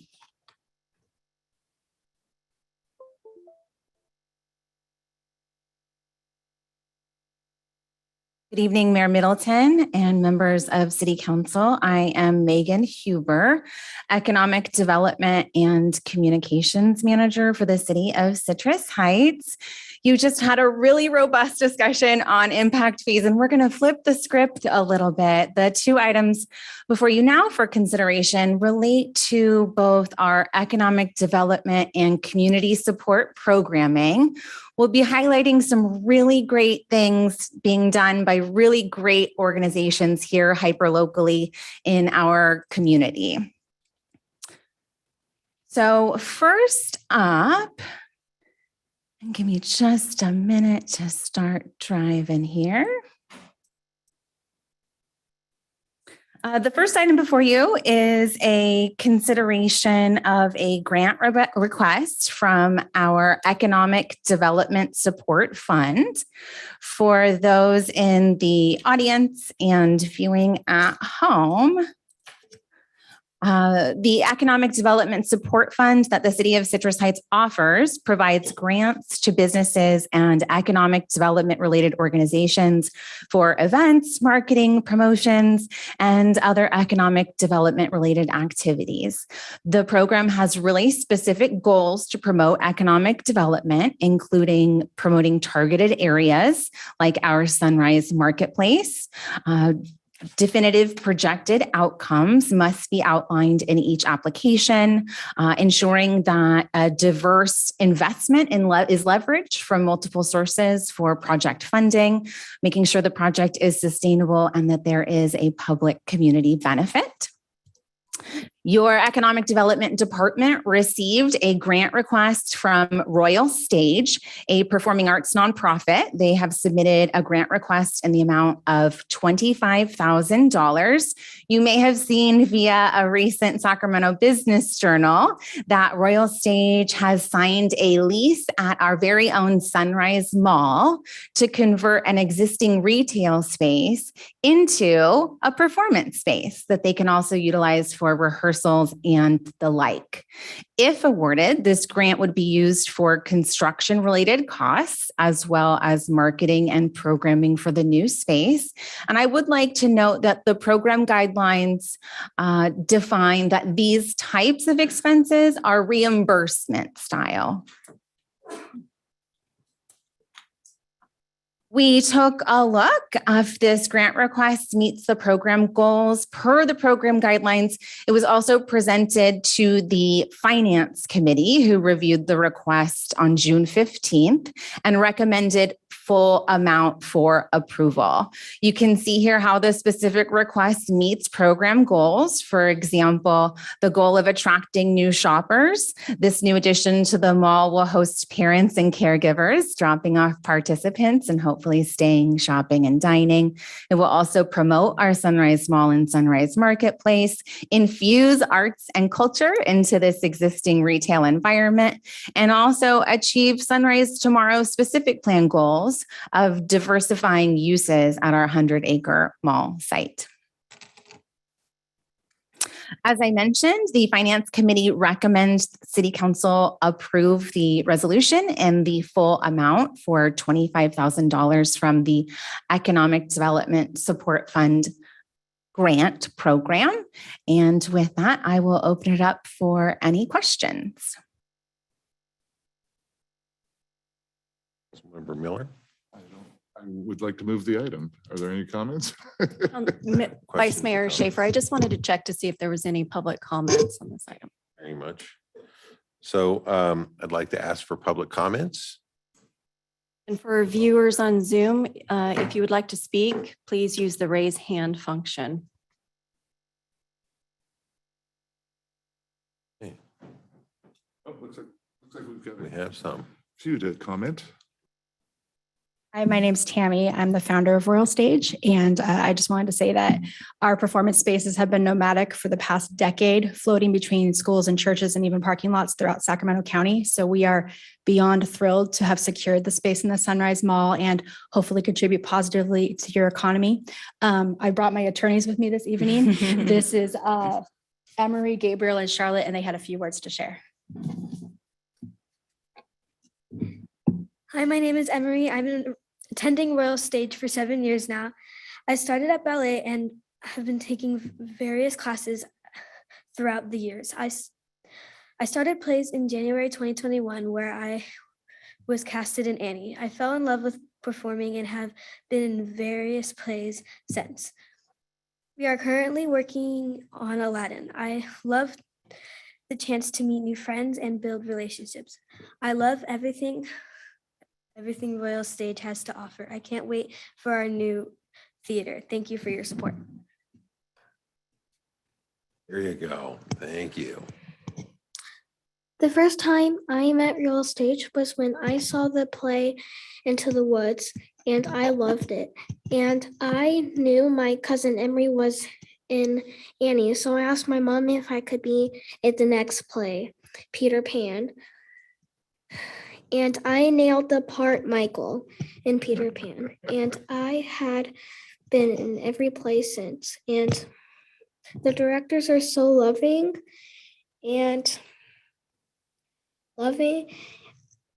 accepting, and kind. And I learned how to sing, dance, and tap dance, which is very new to my family.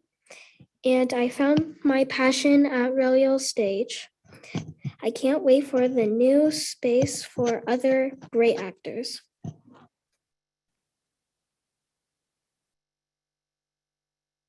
I've been doing Royal Stage for many years now, and recently it's been hard for Royal Stage to find a place to perform plays. The usual place we perform at started renting out to a school, so we could only do recitals there. This was definitely a motivation to find our own space that we wouldn't have to worry about only be able to do it on specific days. And although we have found a space, it's costing a lot more money than we can put into one thing. So getting a grant would be more than appreciated. Thank you.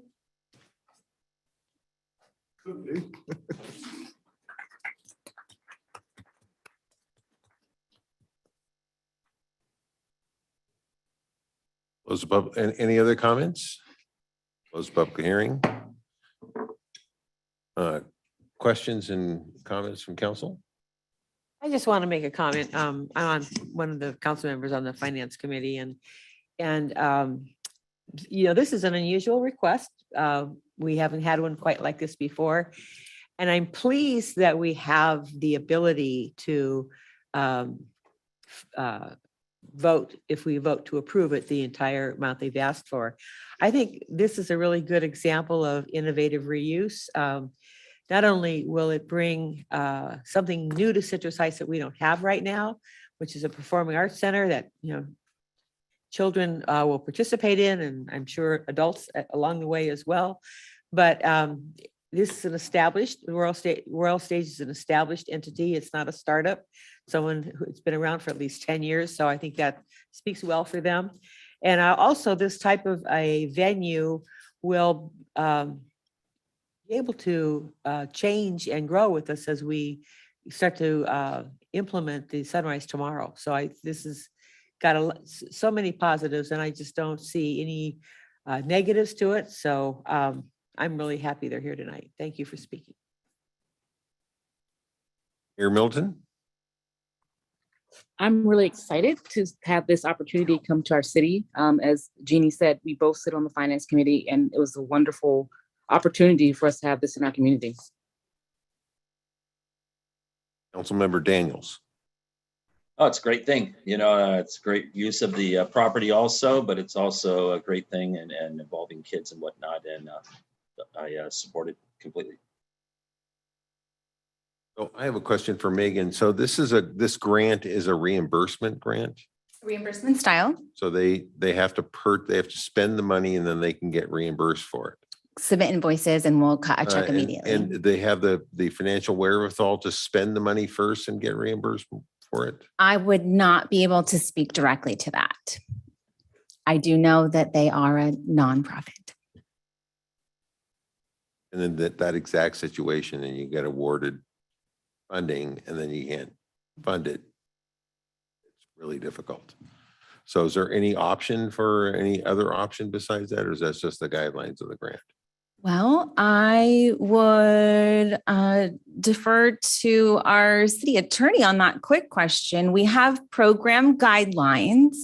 Ryan, is there a council action that would allow that requirement to be modified? I think we could administratively modify the guidelines based on the direction we're hearing. Or rather, administering the guidelines would take some time, but would we be able to motion an alternative to reimbursement here? Yeah, I think the issue that is that's not what's technically on the agenda to do that, but Mhm. could you- What is our usual turnaround on that if everything's acceptable with receipts? We're real fast. That's what I thought. We're not Yeah. like the Yes. state or Yep. the federal We- government. So can they just send in an invoice to the city that this is what the bill is, that they don't have to pay the bill first? Before, will the city, Directly. pay the invoice directly? Sorry. Well, the term in the guidelines is reimbursement. And that is consistent with our other grant programs like the Activate Auburn facade improvement and similar. So let's ask the, I'm sorry, I don't remember your name, the lady with the Royal Stage, if that will work for you. Can I ask you to come up to the Yeah, come to microphone? the mic, we can't hear you.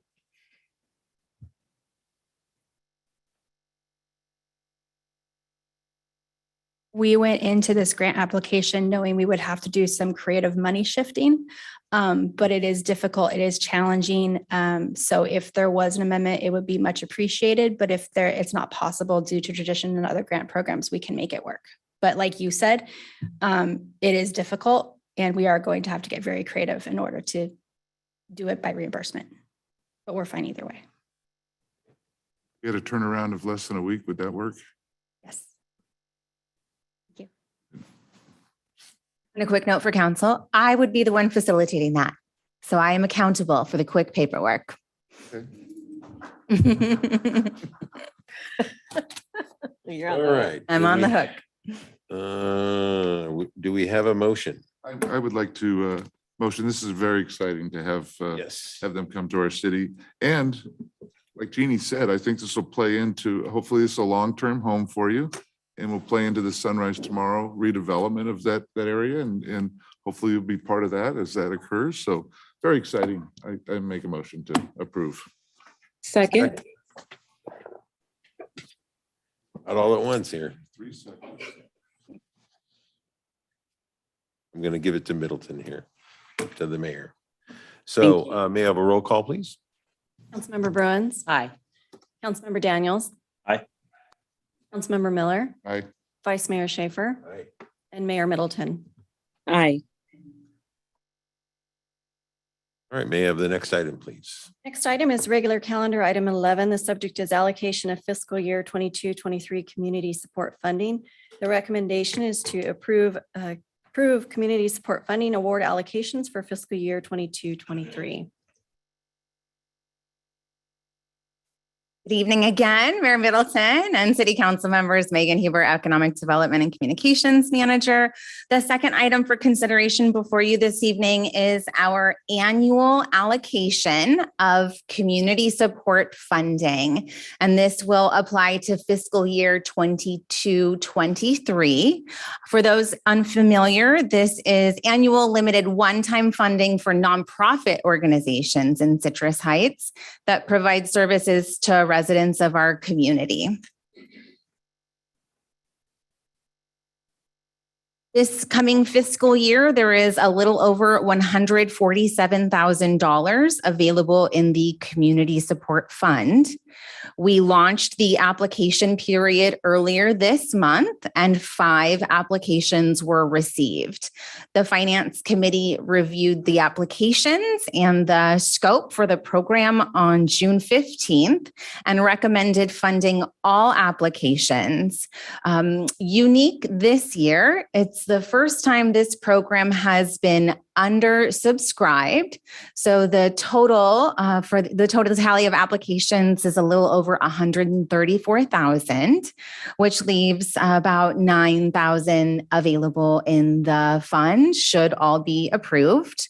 The Finance Committee also recommended relaunching an application period in 90 days with the remaining funds to the current applicants. So would like to have you keep that in mind as we're reviewing applications and what the scope looks like.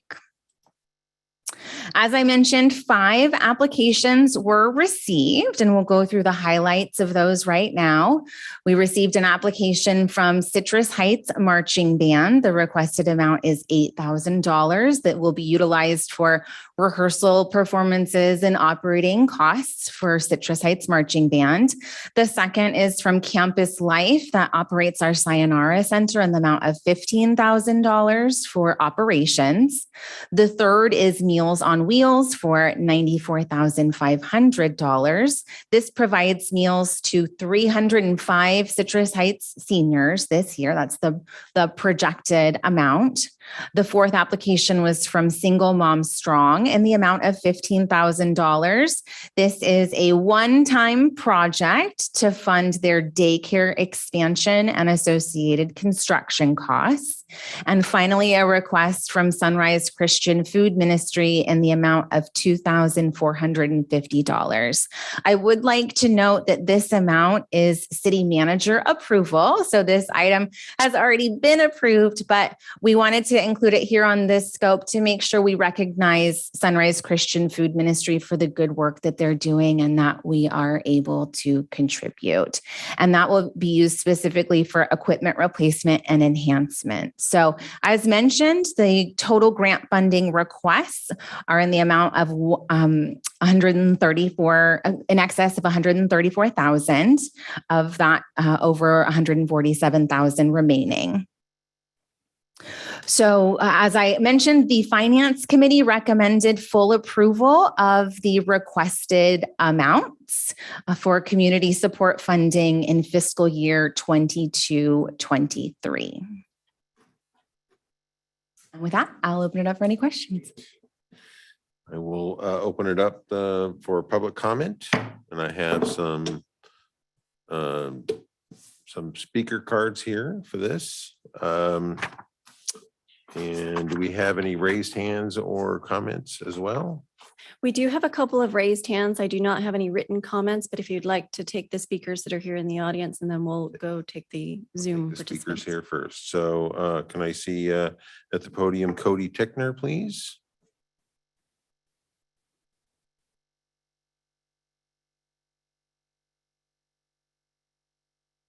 Good evening. Thank you so much for your continued support of the Citrus Heights Community Marching Band. Our program was created by Kathy Cook 17 years ago, and the city has been our biggest partner in support during that mission. The band has members all performing and giving their time free. Our youngest is 6 years old, oldest is 91 years old.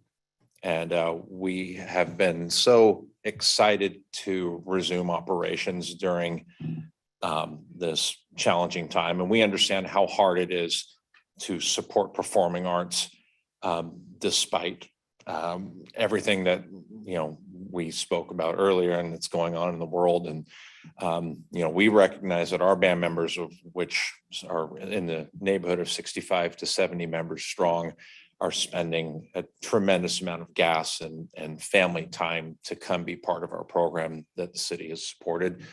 And we hope to make this investment worthwhile for years to come with the events that we coordinate here in Citrus Heights, such as our Halloween Parade and Harvest Festival, which is on for this year. And we are we're just excited to continue growing and continue representing the city as one of the performing arts points of the world. I'm joined by my program director, Bill Cook, and my band manager, Sarah Schmelzer. Good. Thank you. Thank you.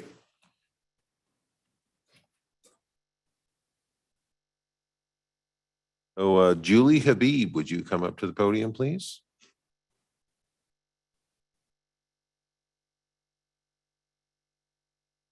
Good evening. My name is Julie Habib, and I am the site director at the Sayonara Center.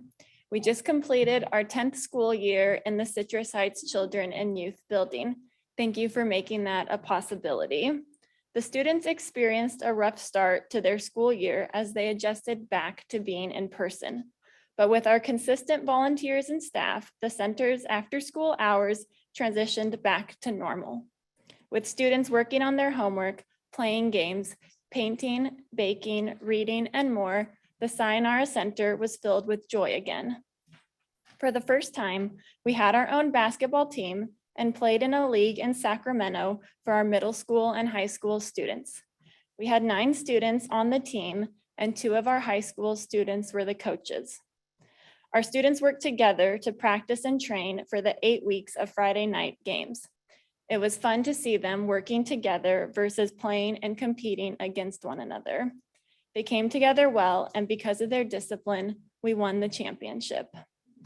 This past year, we helped our students get their first jobs, their driver's license, carve pumpkins as a family in our parking lot, ask a date to prom, and 5 students graduated from high school, as well as keeping our normal center traditions. Last week, we took 15 middle school students to Santa Cruz for 4 days. We played at the beach, the boardwalk, competed in team challenges, and heard from guest speakers. For many of our students, it was their first time being away from home. It's such an honor to create these memories with them, and it wouldn't be possible without the support from each of you. We thank you for your partnership, trust, and generosity. Thank you. So April Janik.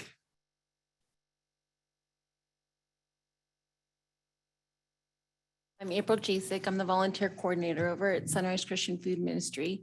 Next year marks our 40th year serving this community. Pre-COVID, we were seeing about 70 families a day line up single file to come get resources at our center.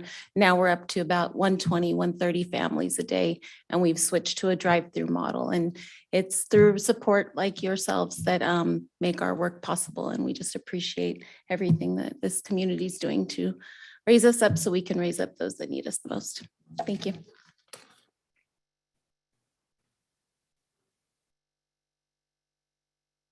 Ready for there were some comments. Yes, I do have 2 raised hands in Zoom, and I will call their names. And the first one is Tara Taylor.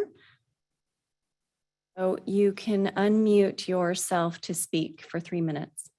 Perfect, thank you. Thank you, council and staff and guests for allowing me to speak. I apologize for not being physically present. I am sick and don't want to share my germs. But I wanted to take a moment and thank you for your continued partnership. This month actually marks our 3rd year in Citrus Heights. And we've been able to both celebrate and mourn our first group of students graduating out of our preschool and heading on to school. We're really proud to have stayed open throughout the pandemic, never closing our doors and providing childcare for those who needed to continue to go to work to provide for their families. And we're really excited to be expanding into the next door suite to add the final components of our preschool and childcare program, infant and toddler care, which are so crucial, especially now after the pandemic closed so many childcare centers. And our final piece of our workforce development programming, our career clothing closet, providing professional clothing to single mothers for free. So I just wanted to again thank you. Without your support, the increased construction costs would have been really stressful to scrape together. So thank you again for your partnership, and we are excited to continue to grow within the city. Wonderful. Thank you, Tara. And our next speaker is Jennifer Masello. And you can now unmute yourself to speak.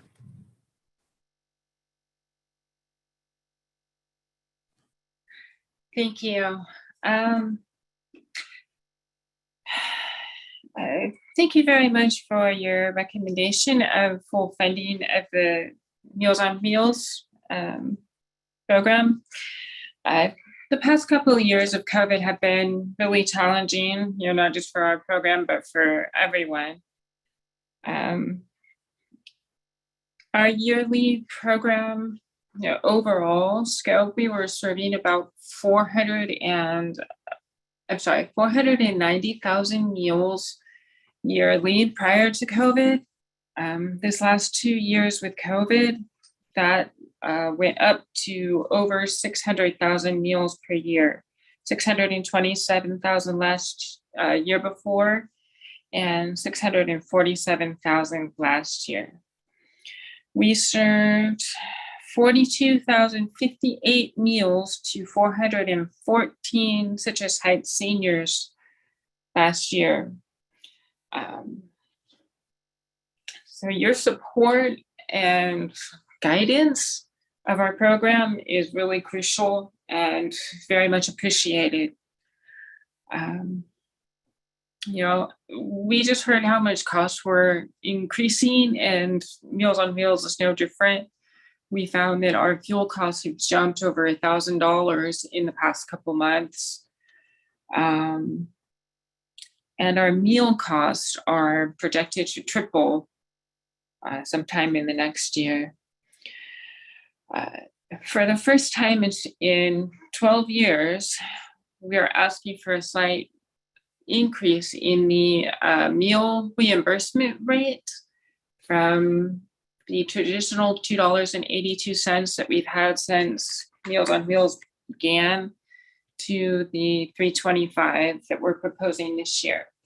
It will serve that same number of meals that we proposed last year, 29,057 meals, but allows us to stretch those dollars and pay for a little bit more of the meal. So anyway, thank you again for your support. We really appreciate it, and we really appreciate that full funding recommendation. Thank you.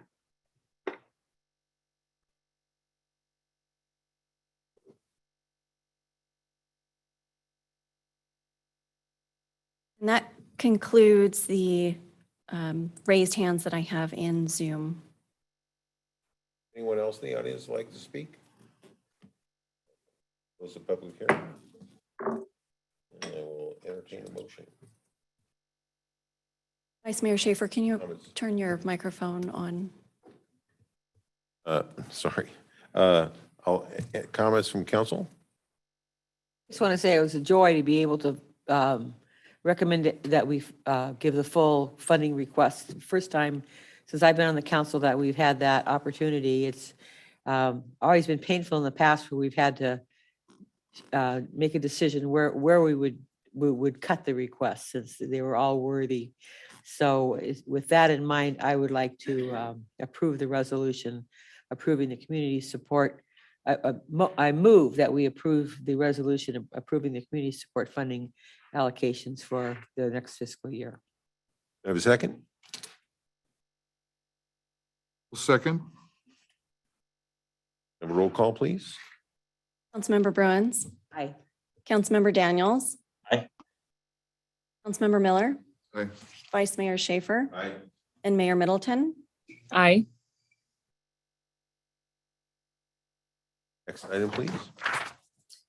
Next item is regular calendar, item number 12. The subject is fiscal years 21, 22, and 22, 23 mid-cycle budget review, financial forecast update, and appropriations limit for fiscal year 22, 23. The recommendation is to adopt a resolution approving amendments to the fiscal year 22, 23 budget and establishing an appropriation limit for fiscal year 22, 23.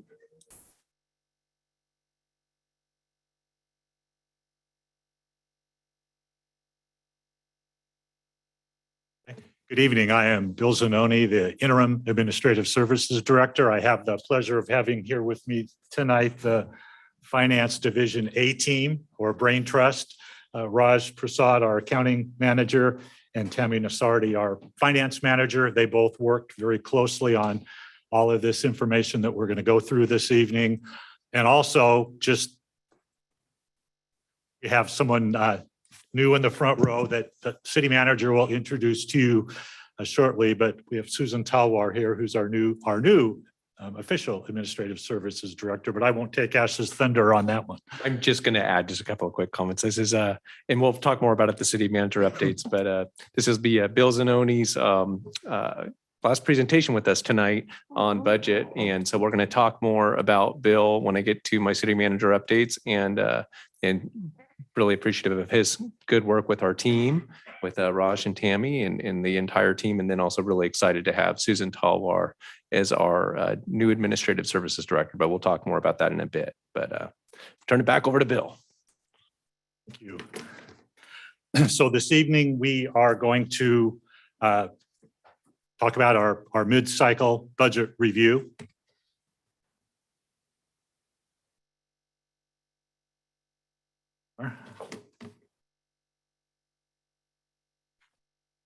And the items that we're going to discuss with you this evening, hopefully not take too much time. We're going to give you an update on the fiscal year 21-22 budget. We're going to talk about some proposed adjustments to the second year of the two-year budget for fiscal year 22-23. We're going to provide you with an update on the 10-year financial forecast. Going to walk through briefly the annual appropriations limit that council has to approve every year. And then just as an aside, all of this information was reviewed, I think, in a fair amount of detail with the Finance and Administration Committee last week on June 15th. So we can start with the fiscal year 21-22 budget. Just as a reminder, the City Council adopted a two-year budget in April of last year. The budget was for 2 fiscal years in February. The Council approved went through a mid-year budget review, and now we're halfway through that budget cycle. So we're going to let you know where we are this year, where we think we're going to be next year. And the bottom line of the story is, I think it's good news. So for fiscal year 21-22 for the general fund, the budget as it currently exists provides for revenue of $35.2 million, expenditures of $37.3 million, and a withdrawal from reserves of $2.1 million. And just as a reminder how we got to that negative $2.1 million, the budget for this year that you adopted a year ago was balanced. I think it had a projected shortfall of about $80,000. We did some adjustments at mid-year, increased revenues, increased expenditures. The big adjustment was in March when the City Council approved repaying the line of credit. So when we repaid the line of credit this year, we increased the budget by $3.5 million. So that's why you see a negative budgeted withdrawal from reserves of $2.1 million. As of this morning, our general fund revenues totaled $31.3 million. So we're about 89% of where we want to be by the end of the year, just to reach our budget. The main revenue that we haven't received yet is sales tax. We receive sales tax 2 months in arrears. So right now we have received sales tax revenue through March. We'll continue to get revenue for the next several months that'll add to this.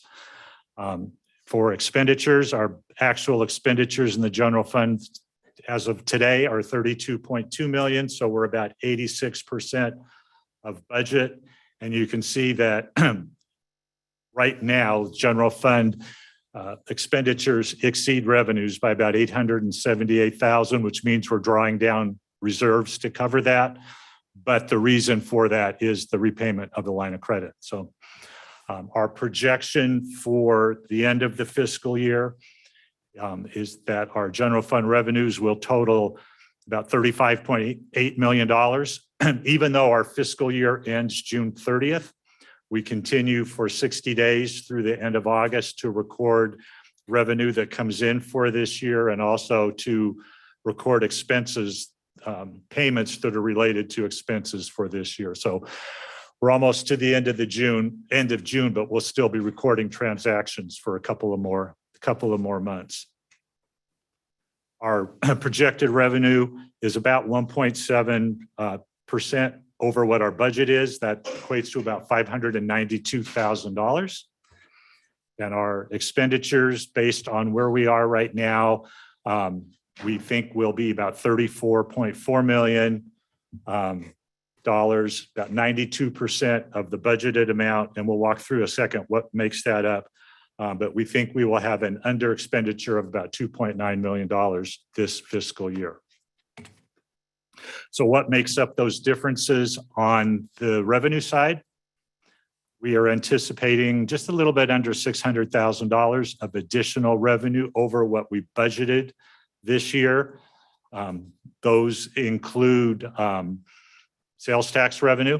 Our sales tax, the local economy so far is still performing very well.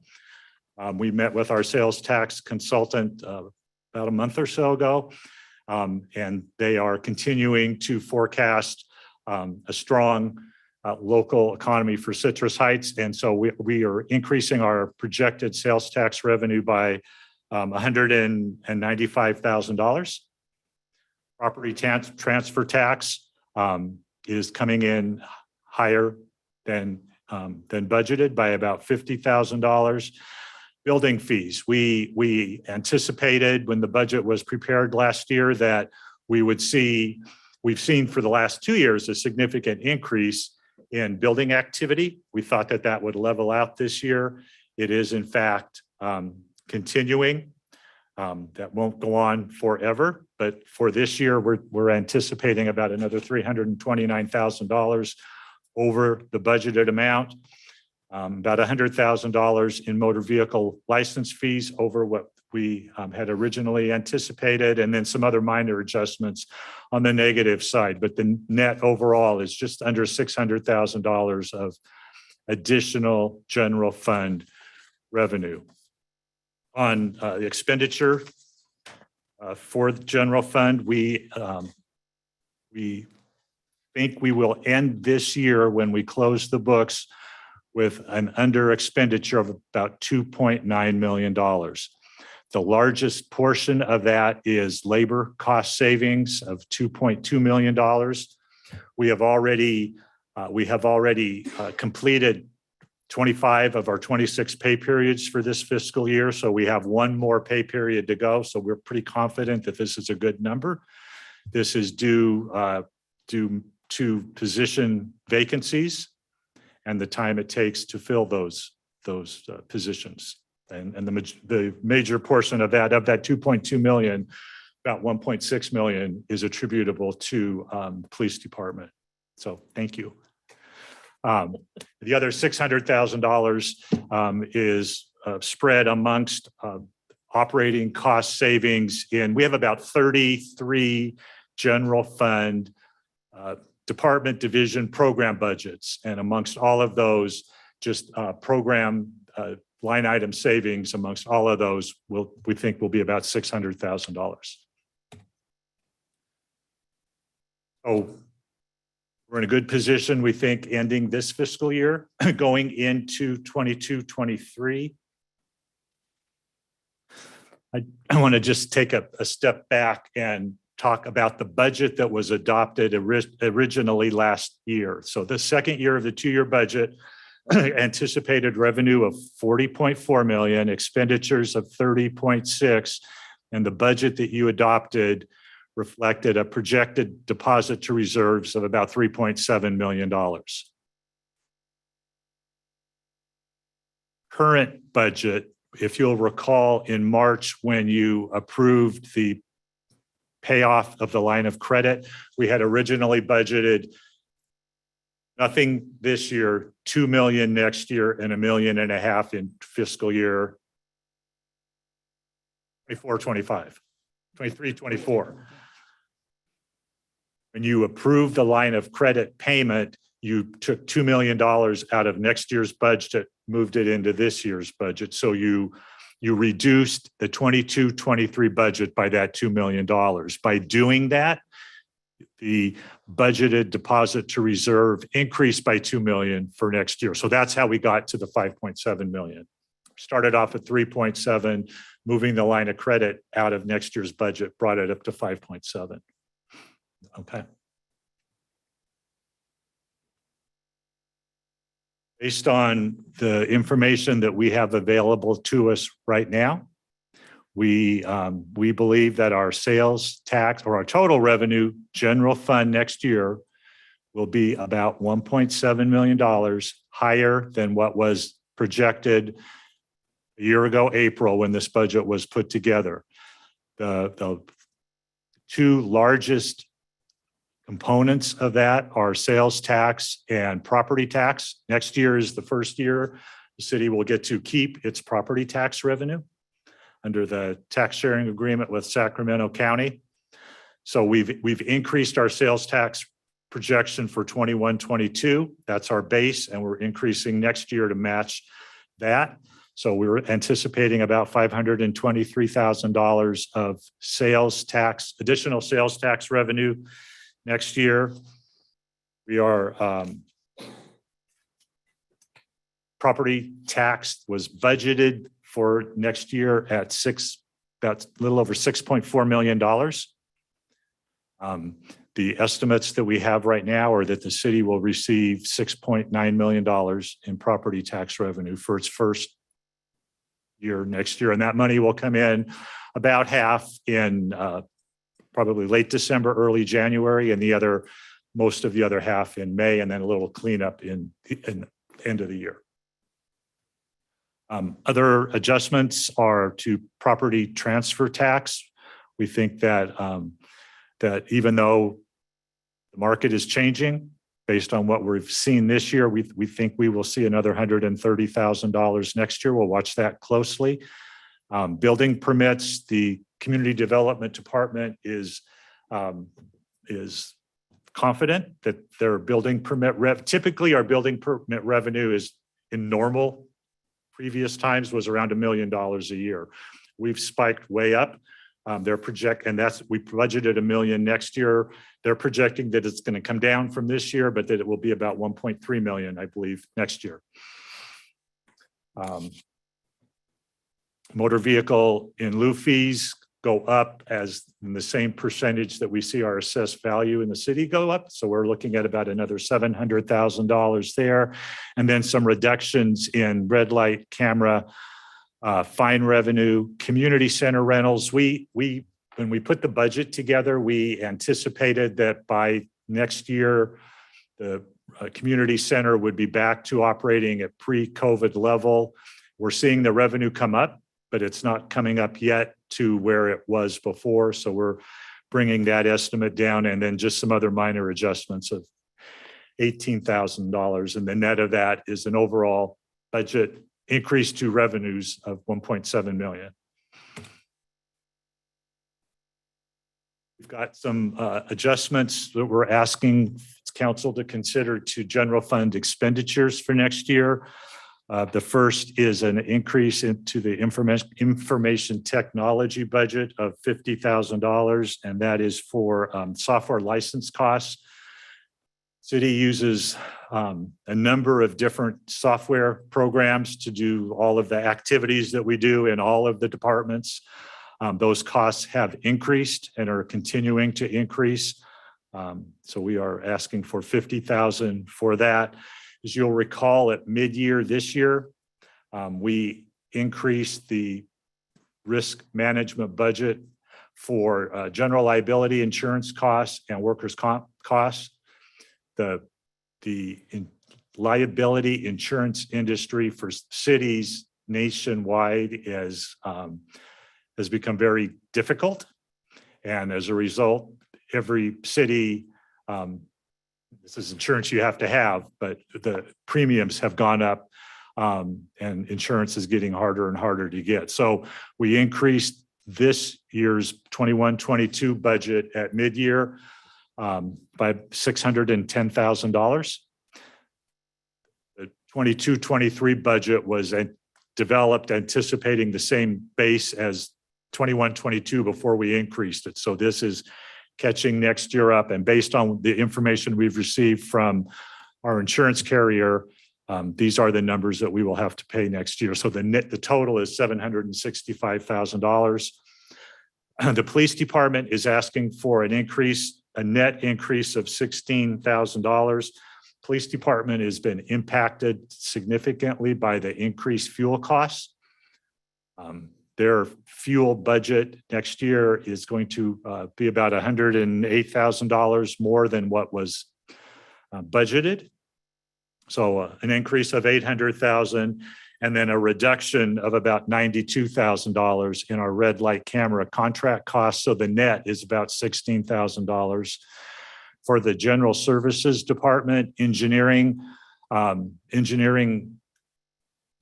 uses district fleet for the work that they do, and their fuel costs are going up also. For community events, we're asking to increase the community events budget next year by $67,000. That will fund costs associated with the Sunday Fun Day event, with a marching band parade, Patriot Parade, and those activities. So we're asking to put those dollars in. The city has our three community centers. We've looked at what the actual operating costs are, and for those three centers overall, just to match up the budget to what we're seeing for actual operating costs, another $46,000. And then the big reduction is in the non-departmental budget, and that is, excuse me, interest on the line of credit. We budgeted interest this year for next year, when we're going to just pay off a portion of the line of credit next year. Since it's all paid off, you don't have to pay that. So those are dollars that we don't have to spend, and we can take them out of the budget. The net of all those is a net increase of $600,000.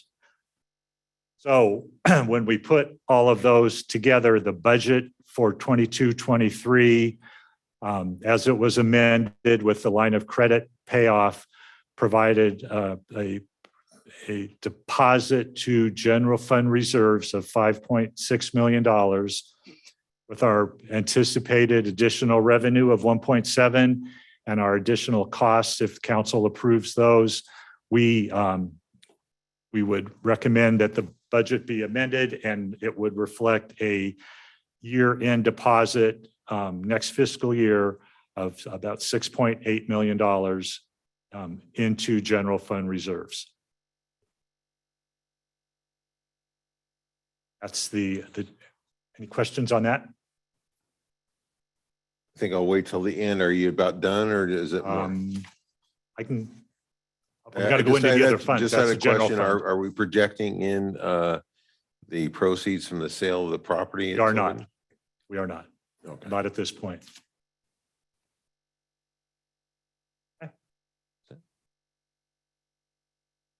Well, we'll get into that when we get to the 10-year forecast, okay? So in addition to the general fund, the city has the American Rescue Plan Act fund, and the city council actually discussed these items at your meeting last month. What I think we mentioned that we did receive our second payment, so we've received all $15.6 million that we were allocated. The money's in the bank, locked up, safe. What we are proposing is a budget amendment consistent with your discussion last month to, at this point, appropriate $2.9 million of that American Rescue Plan Act funding for 4 different activities. That would be $875,000 for the city beautification crew, $50,000 for Citrus Heights Block Party Trailer, and then $2 million would go for the police department, $1.4 million for police department replacement vehicles, and $600,000 for updates to the Public Safety Communications Center. And those items are both following this one on your agenda this evening. So what we're asking for the American Rescue Plan Act fund is that you appropriate $2.9 million in revenue, $2.9 million in expenditures, in addition to the $2.8 million that we have already budgeted next year for the police department staffing in the second year. Okay. The last group of funds are the other city funds. We have about 45 funds total in the city. We're proposing, and each of these funds has their own source of revenue. They maintain their own fund balances. We've got funds in 3 departments: community development, general services, and the police department, where we are proposing adjustments to both revenues and expenditures to more closely align with what the activities in these funds are. The community development funds are housing, grant, and then grant funds. General services, it's the Measure A road maintenance fund, the transit fund, solid waste, roadway, and then a new assessment district that we have is the Mitchell Village Assessment District. And then adjusting to grant funds in the police department. And so this has no impact on the city's general fund. These are separate funds, but it's matching what we think our revenues with what we think our expenditures will be. So Bill, on the COPS grant fund that we're removing that 66.5? Yes, Is we're that- removing that because that grant will be fully expended by the end of this fiscal year. Okay. Okay. Any questions on the budget? So then moving forward to the 10-year financial forecast. We last sat here in February and gave you an update on the 10-year forecast. And with this forecast, we look out, we look at the current year, and then we look 10 years forward. We've talked before that this is based on information currently available. We know that it's going to change. So what we're going to do this evening is give you an update, and then we'll most likely come back in the fall, September, October, and give you another update as we close out this fiscal year.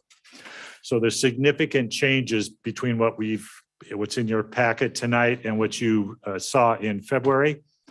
Our updated revenue projections for sales tax, property tax, and vehicle in lieu fees, and those match the adjustments that we've recommended to the budget. So those are increased revenues.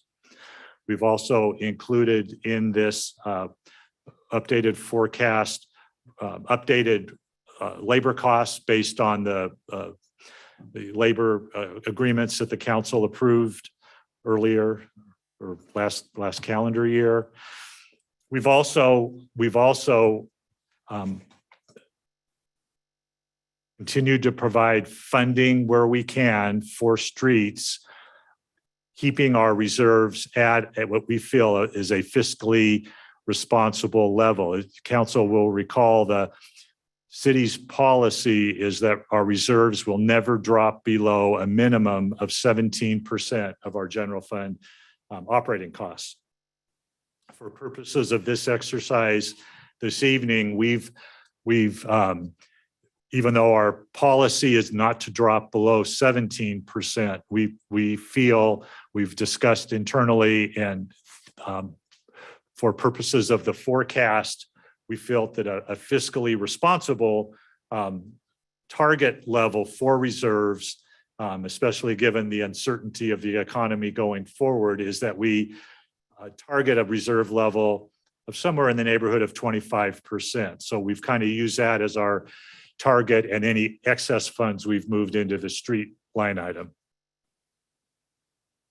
And then we've added one additional year. So this forecast now goes out through fiscal year 2031-32. So it's not drastically different from what you saw in February. We are still putting about $4 million a year into streets. What we have done is we've tried to keep our ending forecasted reserve balance closer to 25% rather than 17%. We just think that puts us in a better position if there were something to happen to the economy, or it gives the council flexibility if there are decisions you want to make down the road. But the numbers aren't drastically different from what you saw before. One number that I would point out is if you look at fiscal year 22-23, you can see that our ending reserve balance, our forecasted ending reserve balance will increase to $16.5 million. That assumes that we will see a 6.7 deposit into that reserve that we just went through. That is great news. But if you look at fiscal year 23-24, we are anticipating spending $4 million of that for the Auburn Boulevard Phase 2 match. So you can see that our bottom line reserve balance is forecasted at $16.5 million at the end of 22-23.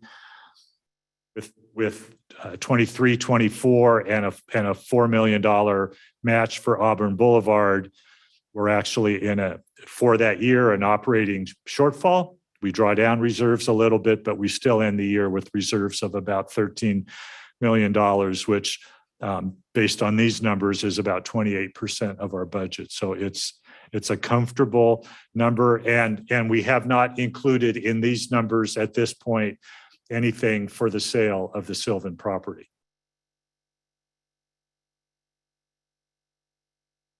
Okay. Questions? So moving forward, then this is something that the city council does every year, and that is the annual appropriations limit. This has been going on since 1979, a result of Proposition 13. Which probably a lot of people don't even remember what Proposition 13 is anymore, but subsequent to Proposition 13, the legislature passed Proposition 4 in 1979 and then amended it in 1990. It requires that every public agency annually calculate an appropriations limit. And you adjust that every year based on changes in per capita income and population. This is an exercise that we go through. We calculate it, the city council approves it, and then when the auditors come in, they review our calculation. So for Citrus Heights, our appropriations limit is just under $65 million. Appropriations that are subject to that limit are $36.5 million. So the bottom line is that we are operating well under our appropriations limit. So what we are asking the city council to consider this evening are two resolutions. One would be a resolution approving amendments to the fiscal year 22-23 budget. And the second would be a resolution establishing an appropriations limit for fiscal year 22-23. And with that, Tammy, Raj, and I can hopefully answer any questions you might have. Questions from council members? No, this is what I like about working with Bill is he explains it so well that I don't have any questions. And I know Raj and Tammy have a lot to do with that, so I don't want to discount your Thank you. participation. But no, that's something I've enjoyed over the years is how you put the facts together and the figures and in a clean and understandable way. So it's been a pleasure working with you on this, and no questions. Thank you. Councilmember Daniels, do you have any questions? Just some comments. Is that okay for now? Sorry. Okay, just a lot of numbers, a lot of good numbers. I think it was 2.9 over mill over this year, 1.75 for the next, whatever. It's great. It's just absolutely wonderful. Again, it shows we're a vibrant, alive city, and we're moving in the right path. And that's the best thing about Citrus Heights, and you got to love that. I have two concerns I saw with the numbers. One of them was the amount that was put forward for community events of only $67,000. I think that's something that we're going to have to revisit later or something, because we owe the community a little bit more than that, I think, in putting some stuff together. And then the other one was— I'm sorry, if I could just add that is in addition to the existing budget. So thank you, sir. Thank you very much for that clarification. And then the other one that just, it just smacks you upside the head is the additional $765,000 on the risk management. And I don't know if things are going not the right way in Citrus Heights or what, but I would like to have back maybe some information on what kind of claims that we've had to put out and take care of over the last maybe 2 or 3 years. And if there's something going on, what we're doing maybe to mitigate that. And I understand this is an industry-wide issue, not just a Citrus Heights issue. But I mean, this is something that we've talked about before on, is there something else that we can do? Because this is just ridiculous, having to pay that amount of money out when you see what good we're doing tonight with other amounts of money, and what more we could do, and if not having to do such a thing as pay that extra money. It's just becoming over the top ridiculous. But it was a great presentation, and I want to take the time to publicly thank Bill for all the things that he's done. He got kind of dropped in here and during a lot of good things and a lot of turmoil, and during a time when I can't imagine having to wrestle around with the things that he had to during the pandemic. And just I just really want to thank you for doing what you've done for us, and hope that you will come back and see us at times at least, and whatnot. And know that you were very much appreciated for your time here, Bill. Thank you. Any comments, Jeannie? Comments from Mayor Middleton? No, great job on the report. I just have just a really brief comment, and that is, I will reiterate that yes, we've been through a lot, and I'm glad we were able to come back together again. So well done. Wish you the best of luck. And with that, may I have a motion? Oh, public comment. Yes, Ed. Oh, yes. Do we have any public comment? I do not see any raised hands on Zoom. Anyone here wish to speak? Okay, that being said. So I move that we adopt a resolution approving amendments to the fiscal year 2022, 2023 budget. Second.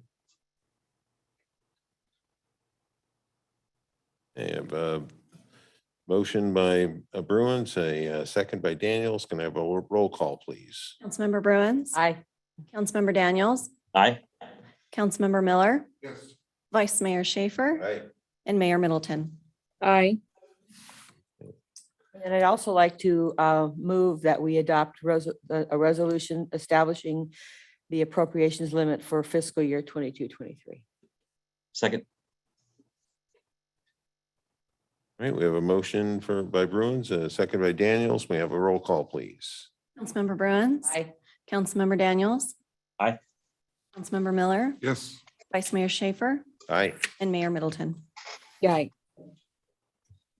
Next item, please. Next item is regular calendar, item number 13. The subject is replacement of police department equipment, critical needs, and utilization of American Rescue Plan Act funds. The recommendation is to adopt a resolution authorizing the acquisition of police fleet vehicles and fleet equipment, and adopt a resolution authorizing the acquisition of Public Safety Communications Center critical needs. Evening, Mayor, Vice Mayor, members of council. Alex Turcott, your Chief of Police. I promise this will be a quick item since we've discussed this a lot over the last year.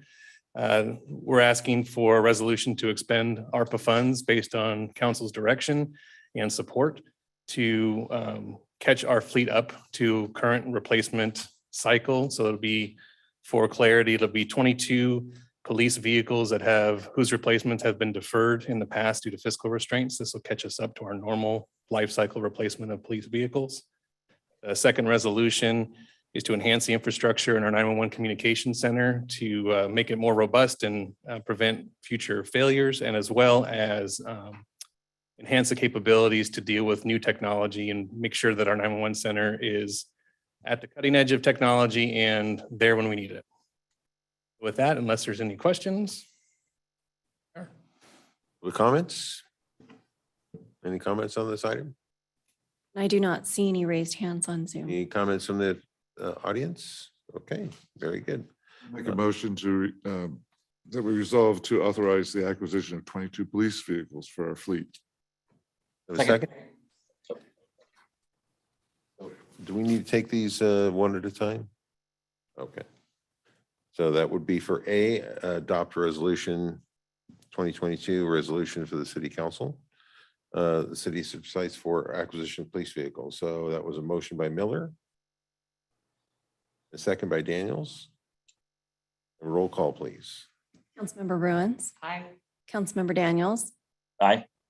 Councilmember Miller, Yes. Vice Mayor Schaefer, Aye. and Mayor Middleton. Aye. So I need a motion on that item B there.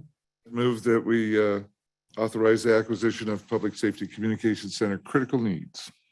Second. A motion by Miller, a second by Bruins, and a roll call, please. Councilmember Bruins. Aye. Councilmember Daniels. Aye. Councilmember Miller, Yes. Vice Mayor Schaefer, Aye.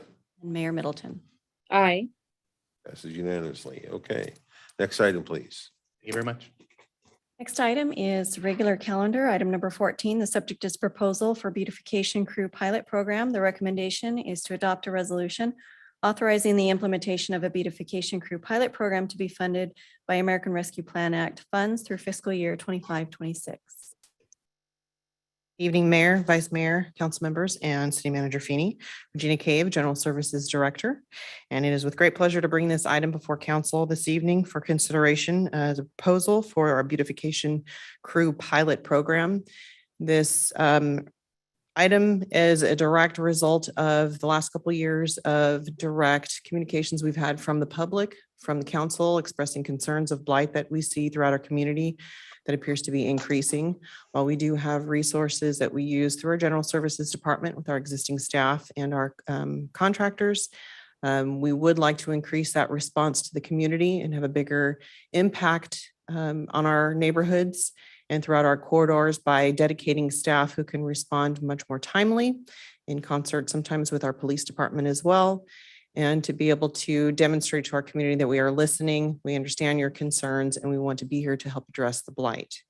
As part of this program, we would be utilizing ARPA funds for the next 4 fiscal years. We would look to initiate our recruitment within the next few weeks with the expectation of having the program standing by this fall.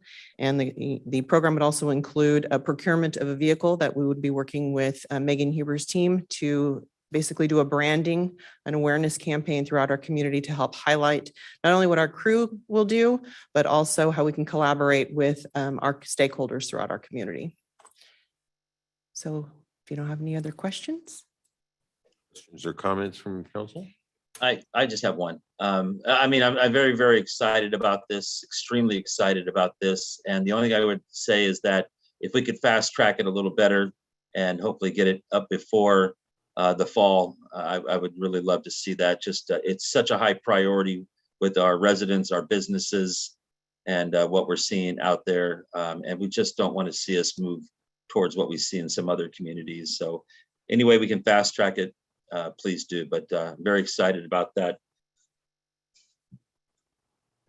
I need to roll this back. I was actually supposed to ask for public comments before I took comments from council members. So I have one speaker card. Do we have any other raised hands or statements?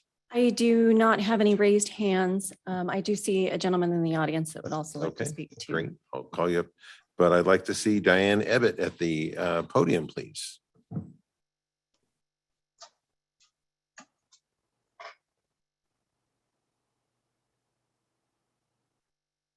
Good evening. I almost hurt you, Vice Mayor. I've been here all this time and then to skip me? I'm ready to go home and go to bed. Okay, Mayor Middleton and council members. I'm Diane Ebbett Reilly, the Executive Director of the Citrus Heights Chamber of Commerce and the co-chair of the Auburn Boulevard Business Association.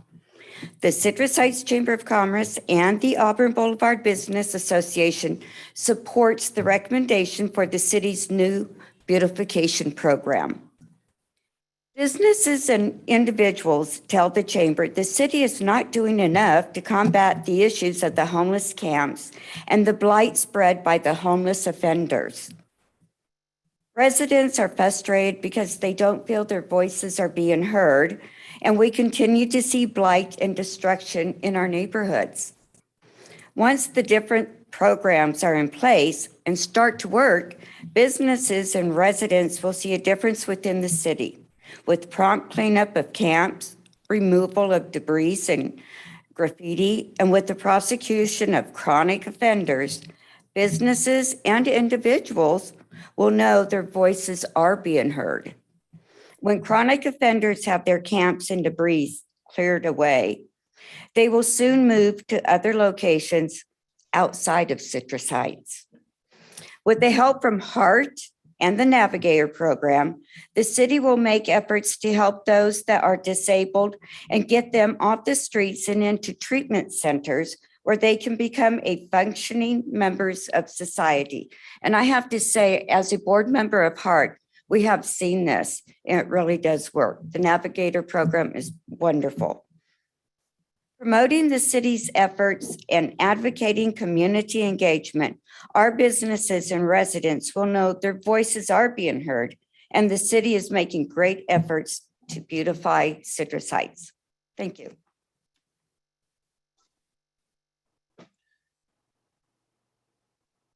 Right, next in the public comment.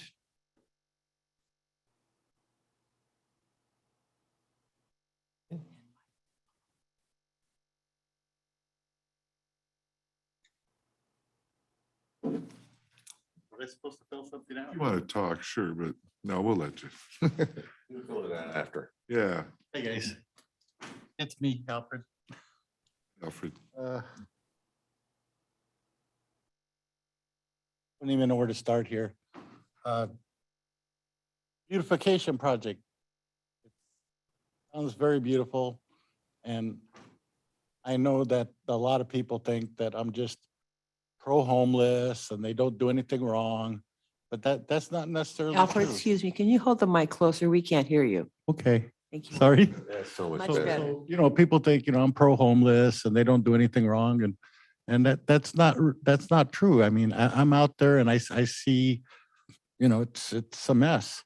So I will be doing my best to try and let them know that, hey, you know, you guys got to clean up this, you know, you guys got to clean up this. It's not cool. Another thing that I don't think was really mentioned this time was a standing approval for owners for property to serve trespass notices. You didn't really talk about it today. So I'm assuming you've talked about it before today. Okay. My only concern is that somehow we distinguish businesses that have asked for this from businesses that haven't. Does that make sense? You're all looking at me like I'm not making any sense, or you just want to go home, or Alfred, which it are you talking about when you said ask for this? the standing approval for owners for police to serve trespass notices at properties. Let me just, can I You just we didn't interrupt you really, here? you didn't really mention it at this Alfred, this presentation. is not an agendized item, and if we want to talk about, have a discussion about this specific item, it has to be agendized before the meeting. We can't get into discussions. You can make the comment certainly, but we're not really permitted to engage in a conversation with you about something that's not agendized. Okay. So I can make a comment then. Absolutely. Okay, my comment is that I just want to make sure that somehow we have the businesses that are asking for this service distinguished from businesses that aren't. Because I think it leads to a lot of just proactive policing that's unnecessary. But I understand everybody's frustration, so let's all try and live together here and make this a better community for everyone. Great, thank you, Alfred. Thank you, guys. How do you turn this off?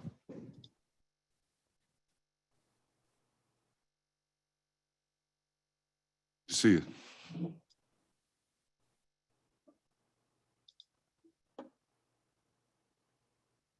On forward. Michael, did you want to come forward?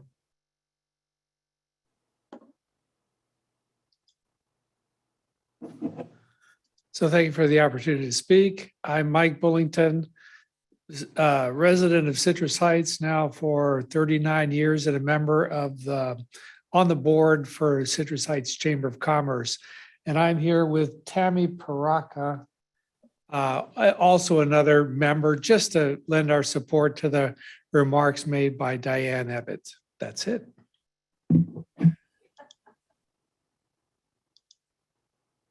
Want to speak? Come forward.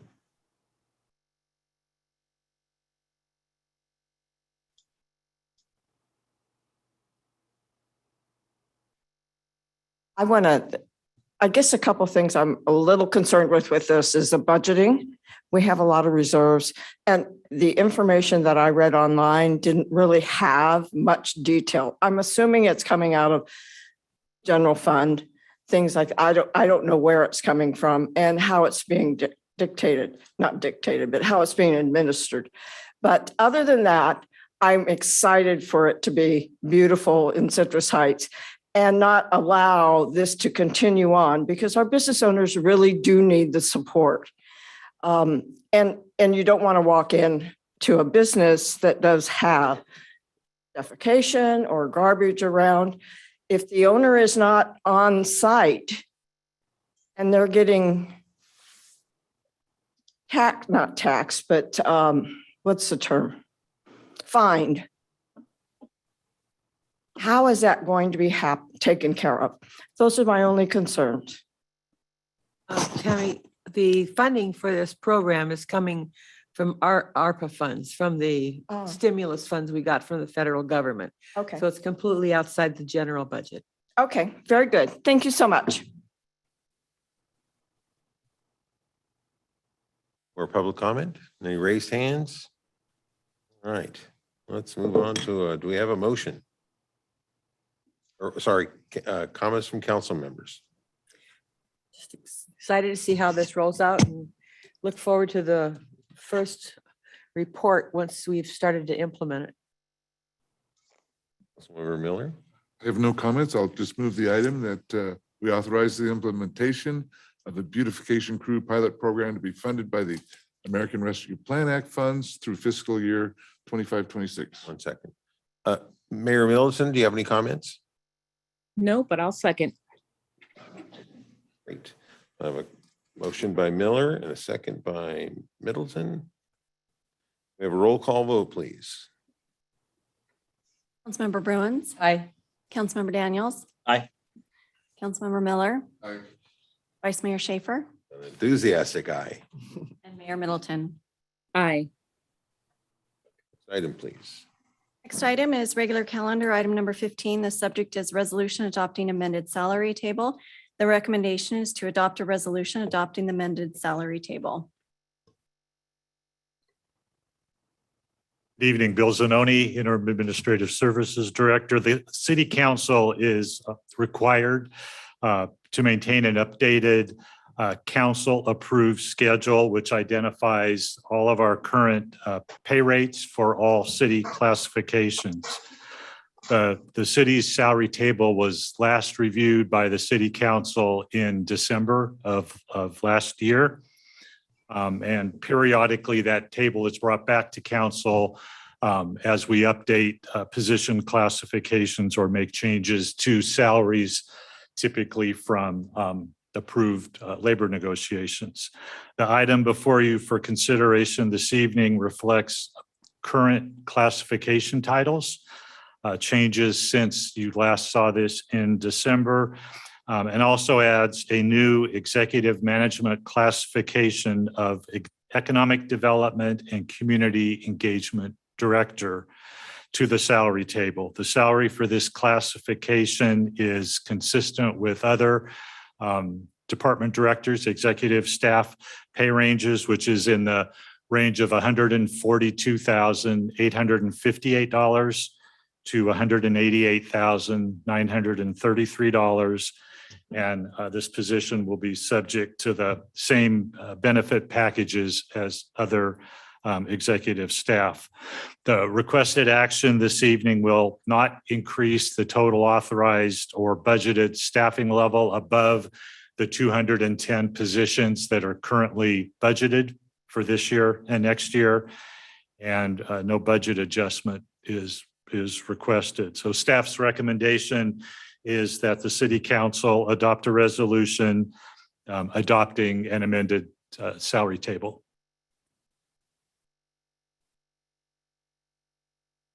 Have a motion or comments from, sorry, any public comments on this item? No. Okay. Any comments or questions from council? I move the item that we approve the newly adopted salary table.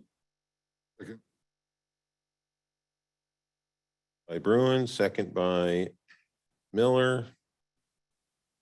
Can I have a roll call vote, please? Councilmember Bruins. Councilmember Daniels. Aye. Councilmember Miller. Yes. Vice Mayor Schaefer, Aye. and Mayor Middleton.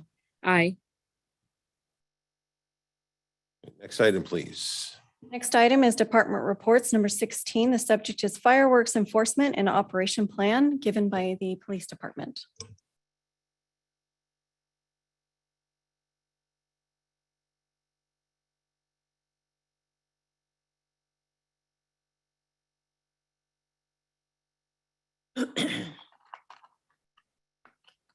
Good evening, council. Mayor Middleton, Vice Mayor Schaefer, members of council, City Manager Feeney. Good evening. I am Lieutenant Jason Baldwin of the Citrus Heights Police Department. Tonight, I'm going to be giving you a briefing on our 4th of July activities. I just need to share my screen.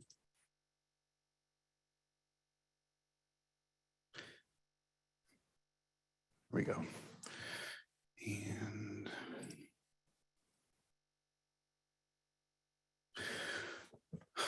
so going into the 4th of July weekend, we of course know it's a fairly large issue here in Citrus Heights with fireworks. We have already begun our social media messaging regarding safe and sane fireworks, responsible use, fireworks safety, keeping it legal, knowing the risks, when to call 911 and when to call the non-emergency number.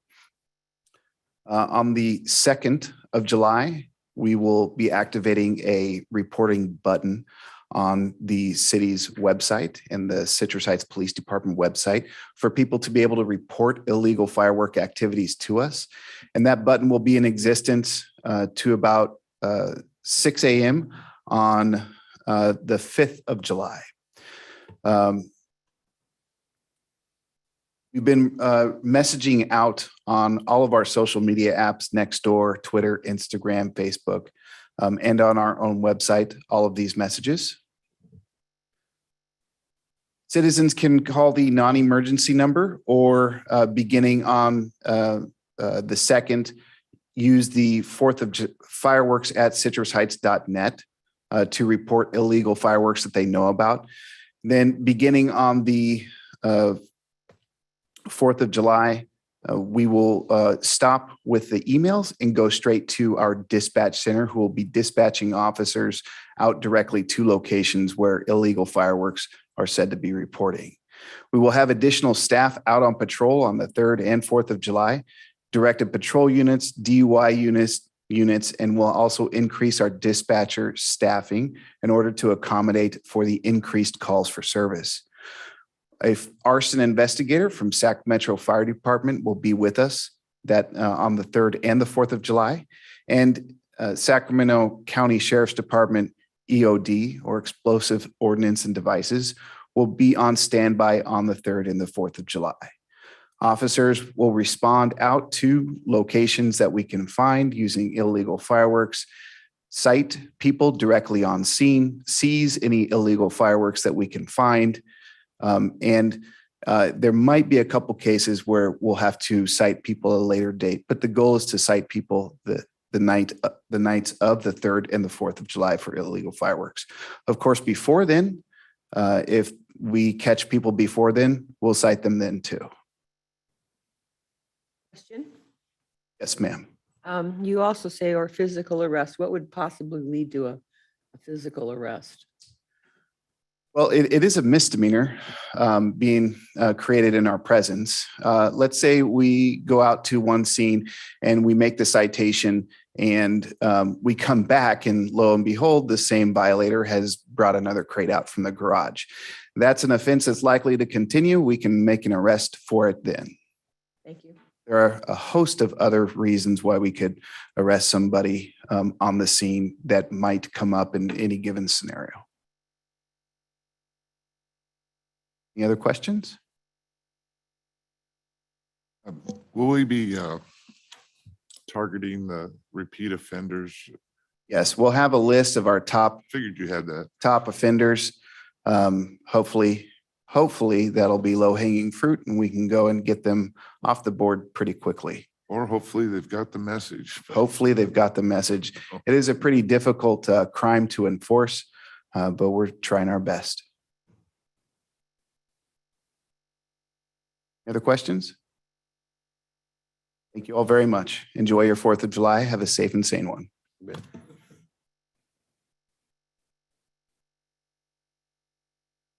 Next item, please. Next item is city manager items.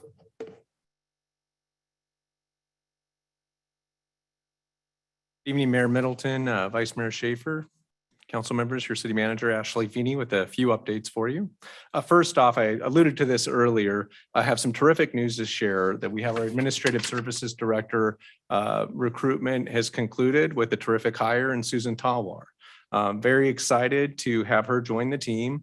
This recruitment took a considerable amount of time, and sometimes good things come to those who wait. And that's how we're feeling about this particular situation. Bill Zanoni, our interim Administrative Services Director, was also involved in the recruitment and the interview process. And we were both very happy with the skill set that Susan brings to the table. Comes with terrific recommendations, has served for here in Citrus Heights at the Water District, actually for close to 9 years, and hit all the bases. Basically covers finance, human resources, as well as IT.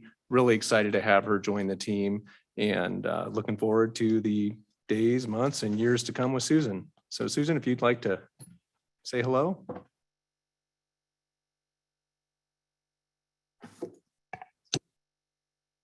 Hello and good evening.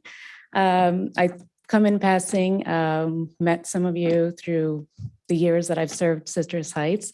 I moved to California about 9 years ago and started serving here in the community at the Water District. And also throughout the years, then I also served through Rotary, Kiwanis, and Seroptimus and the Chamber.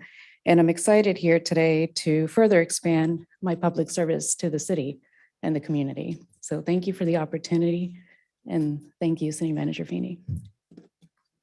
I'm glad to have you aboard. Thank you. Welcome. Thank you.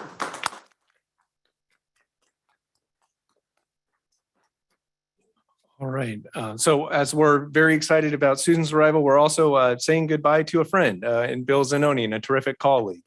I have had the pleasure of working with Bill over the last several months, and I found him to be an outstanding professional, a steady hand, and somebody that has really helped bring some leadership to our team when we needed it in that interim role. And the thing about Bill that I think that was illuminating is we had a goodbye yesterday where folks gathered in the break room momentarily and heaped some appreciations on Bill.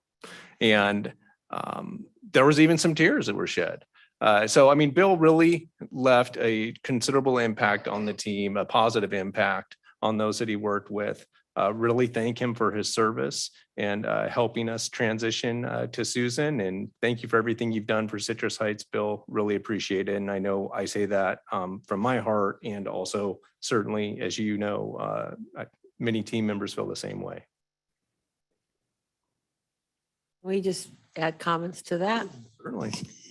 I just want to say thank you so much, Bill, for being so faithful to Citrus Heights through a difficult period. Transition is never easy, and we've had a lot of it in the last year and a half, and even beyond. So you thought you retired and then came back, and you weren't retired at all. Had a lot of work ahead of you, but you really have become a fixture here. So your absence will be felt. And I just want you to know that I really am grateful for all that you've done. And I hope you are going to actually finally retire.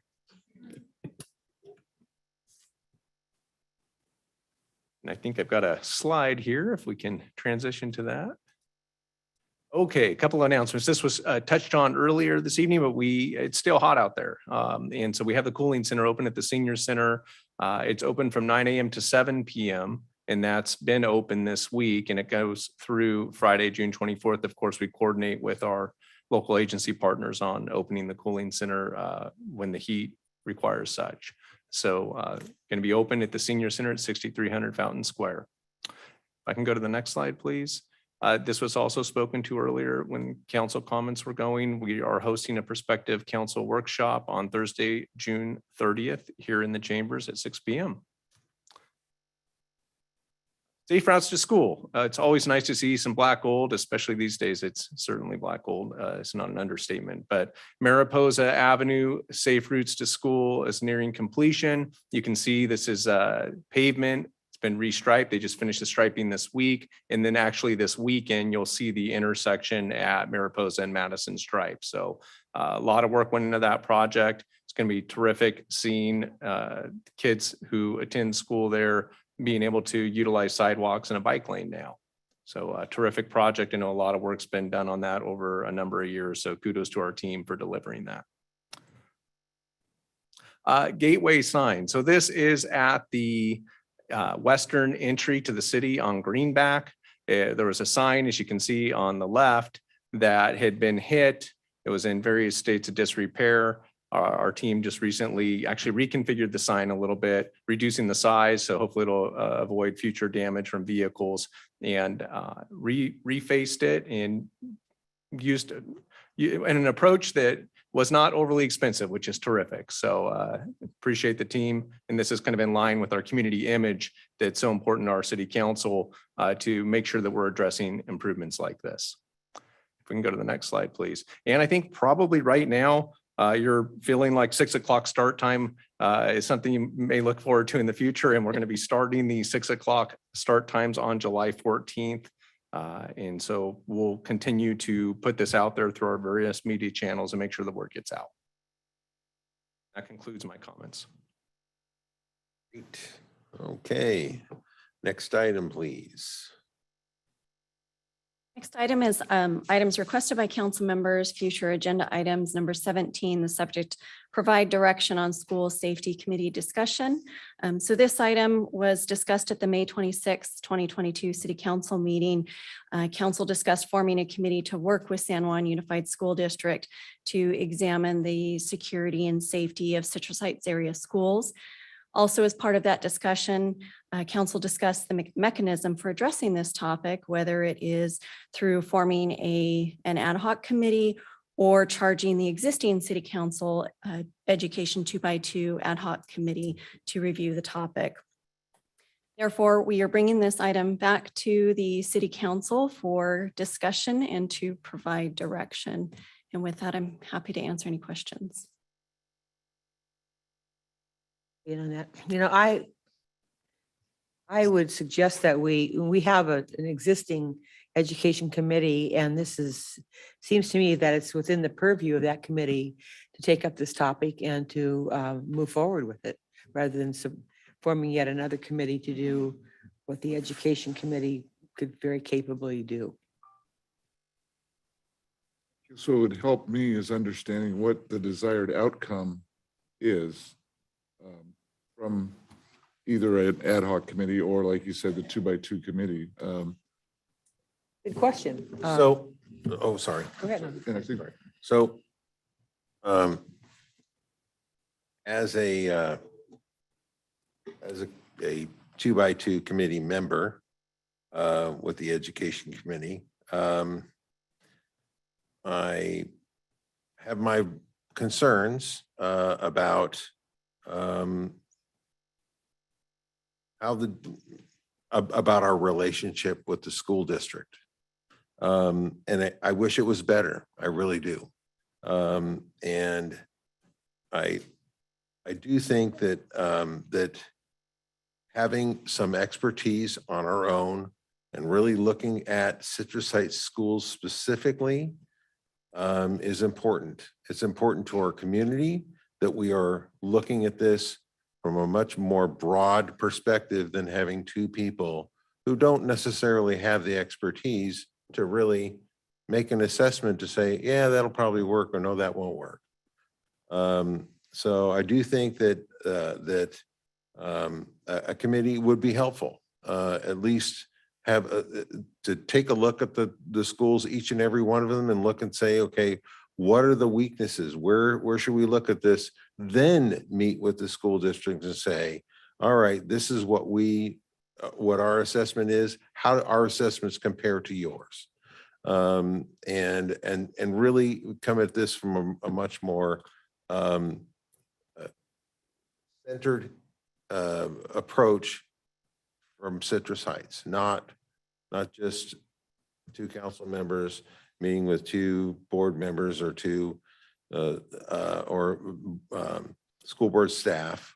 I can't think of the last time that I had a 2x2 where there was actually school board members there. It was mostly me and another council member meeting with school board with the school district staff, including Kent Kern, the superintendent. So that's how I feel about it.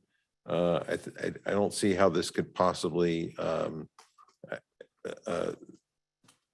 how this could go wrong. I think this is a really reasonable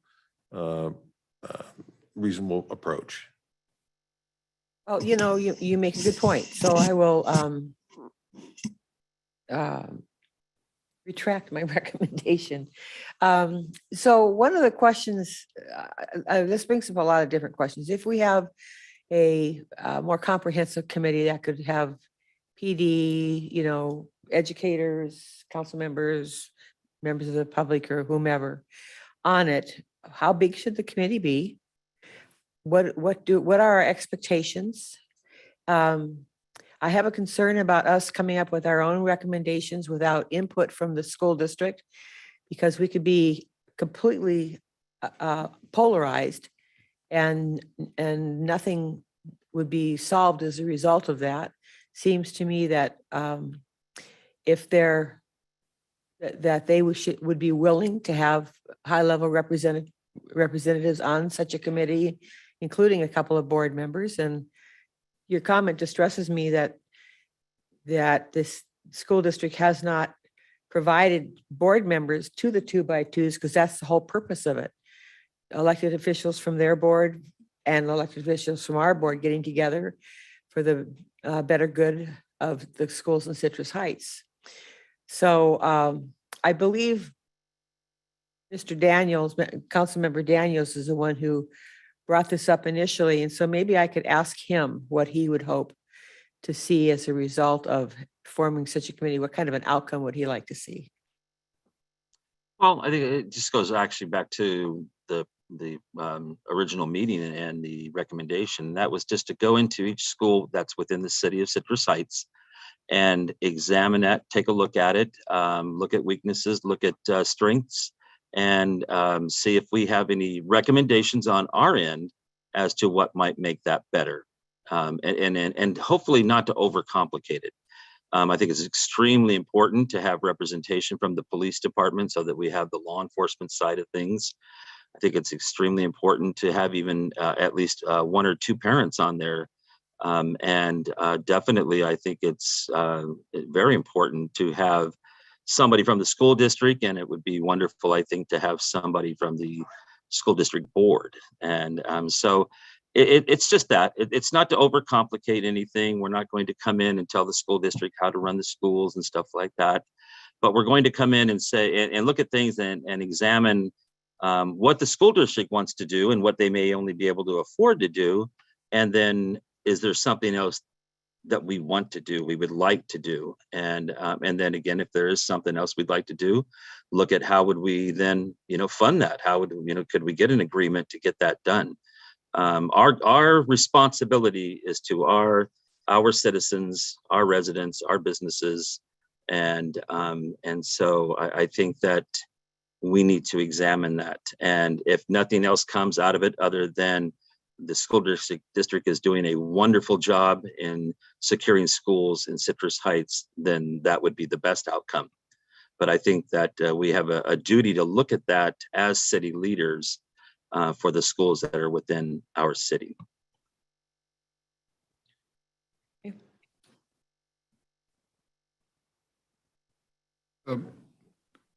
I'd kind of like to depend on the experts and at least start off with a staff report on this from our police department, have them take a look at it and advise us. My concern with the committees, and Melton Burrell said this, the committees take minutes and waste hours. And again, our PD is the one that's going to have to respond to an incident and also look at some of the other factors. And I don't even know if this has happened. So I'd like to at least hear that first before we go off studying the school district. And I truly believe, we need to protect our children. One of the issues is our children don't go to all Citrus Heights schools. They go outside of our city limits. And so what's being done out there to protect our children? Is the sheriff department responding the same way we are? I don't know these things. So I'd kind of like to rely on our professionals first to tell us and make recommendations of things, and maybe then we could start engaging the school district on some of these issues. But you're right, I serve on the education committee with you, and I know about safety and everything, but I'm not an expert on these issues with Okay, good, with our point well schools. taken. From all of you, do we know if the school district has already begun to address this issue? Yes, the school district did authorize $10 million to school safety improvements at their last meeting. And I have been in discussions with Superintendent Kent Kern, talking about the desires of council to talk about school safety in Citrus Heights. And we've had some productive conversations, but we're looking to go and take that next step. Certainly from our police department, talking with the school safety personnel, absolutely, those conversations will and should happen. And that's something that certainly I know that Kent would be open to. And then similarly, he is polling his 2x2 board members to find out what their availability is, should there be a future 2x2 meeting. So just wanted to share that. Okay, thank you. So if I could just comment, there's one concern that I have, $10 million, they got 64 schools in their district. That's $156,000 per school. For some schools, that may be plenty. For other schools, it may be fall grossly short of what is needed. And so that's the concern, and we are about a quarter of their, I think we got 13 schools, something like that in our city. And so that's a little bit concern where, the more active communities are going to, I think that the squeaky wheel does get the grease in this case. And if there are parents that are a lot more vocal about demanding more done be at their local schools, and that's might not be, and highly unlikely that would be Citrus Heights schools. I think that we as leaders really need to take this seriously. And yeah, $10 million that's a great commitment, but with the number of schools that they have and the size of the campuses, I think that's a pretty low number. But that's just my opinion. And I don't have a ton of expertise in there, so. And we don't know what schools they've done already. So I'd kind of like to hear a report back and then maybe Absolutely. to make the decision. I agree with Councilmember Miller. Maybe having staff do an assessment, some kind of assessment on, what the issues are and what it takes.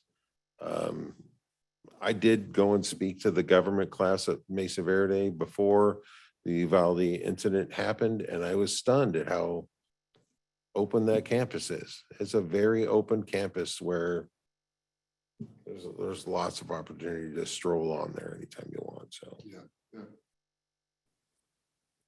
all I had.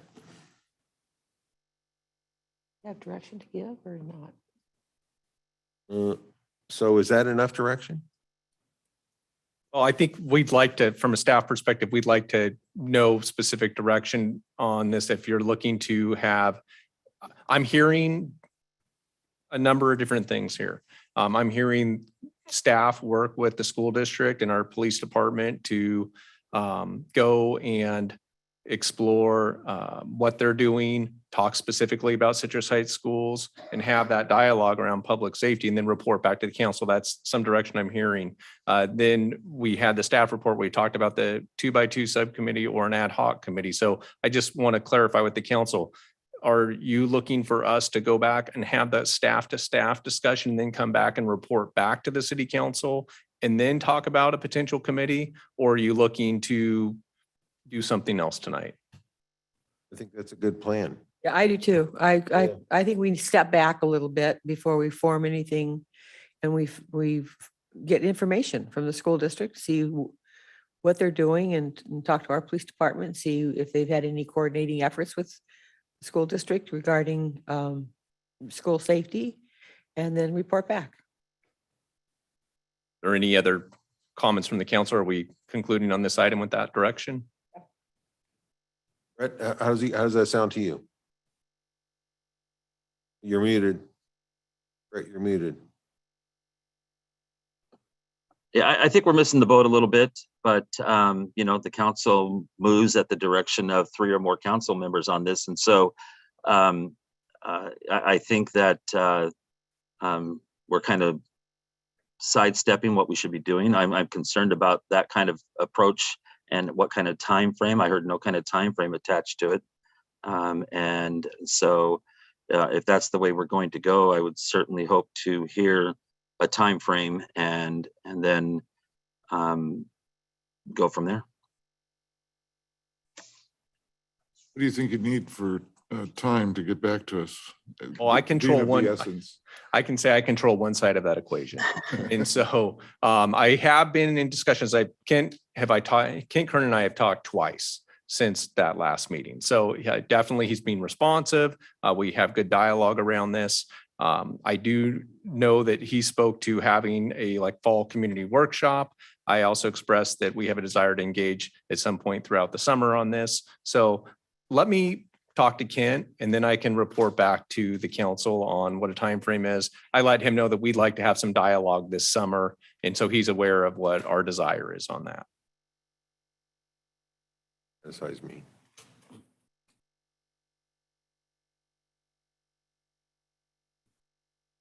Do you think you might be able to give us a report back by maybe the second council meeting in July? Absolutely. Okay. Thank you. Does that work for you, Brett? You're on mute. Yeah, sorry about that. Yep, that's fine. I just want to clarify, report back, certainly we'll be reporting back. Whatever on the progress you may have process, the made. progress we've made. And Not looking for any finite conclusions, just where you are in the process. I know our police department is here to serve and certainly kids are near and dear to the heart. So we'll definitely be engaging as quick as we can. All right.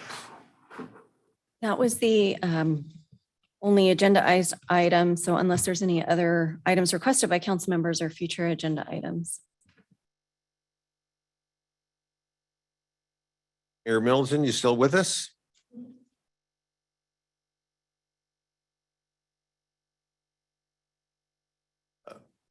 Brett, any other items or any No, other nothing. comments? Nope.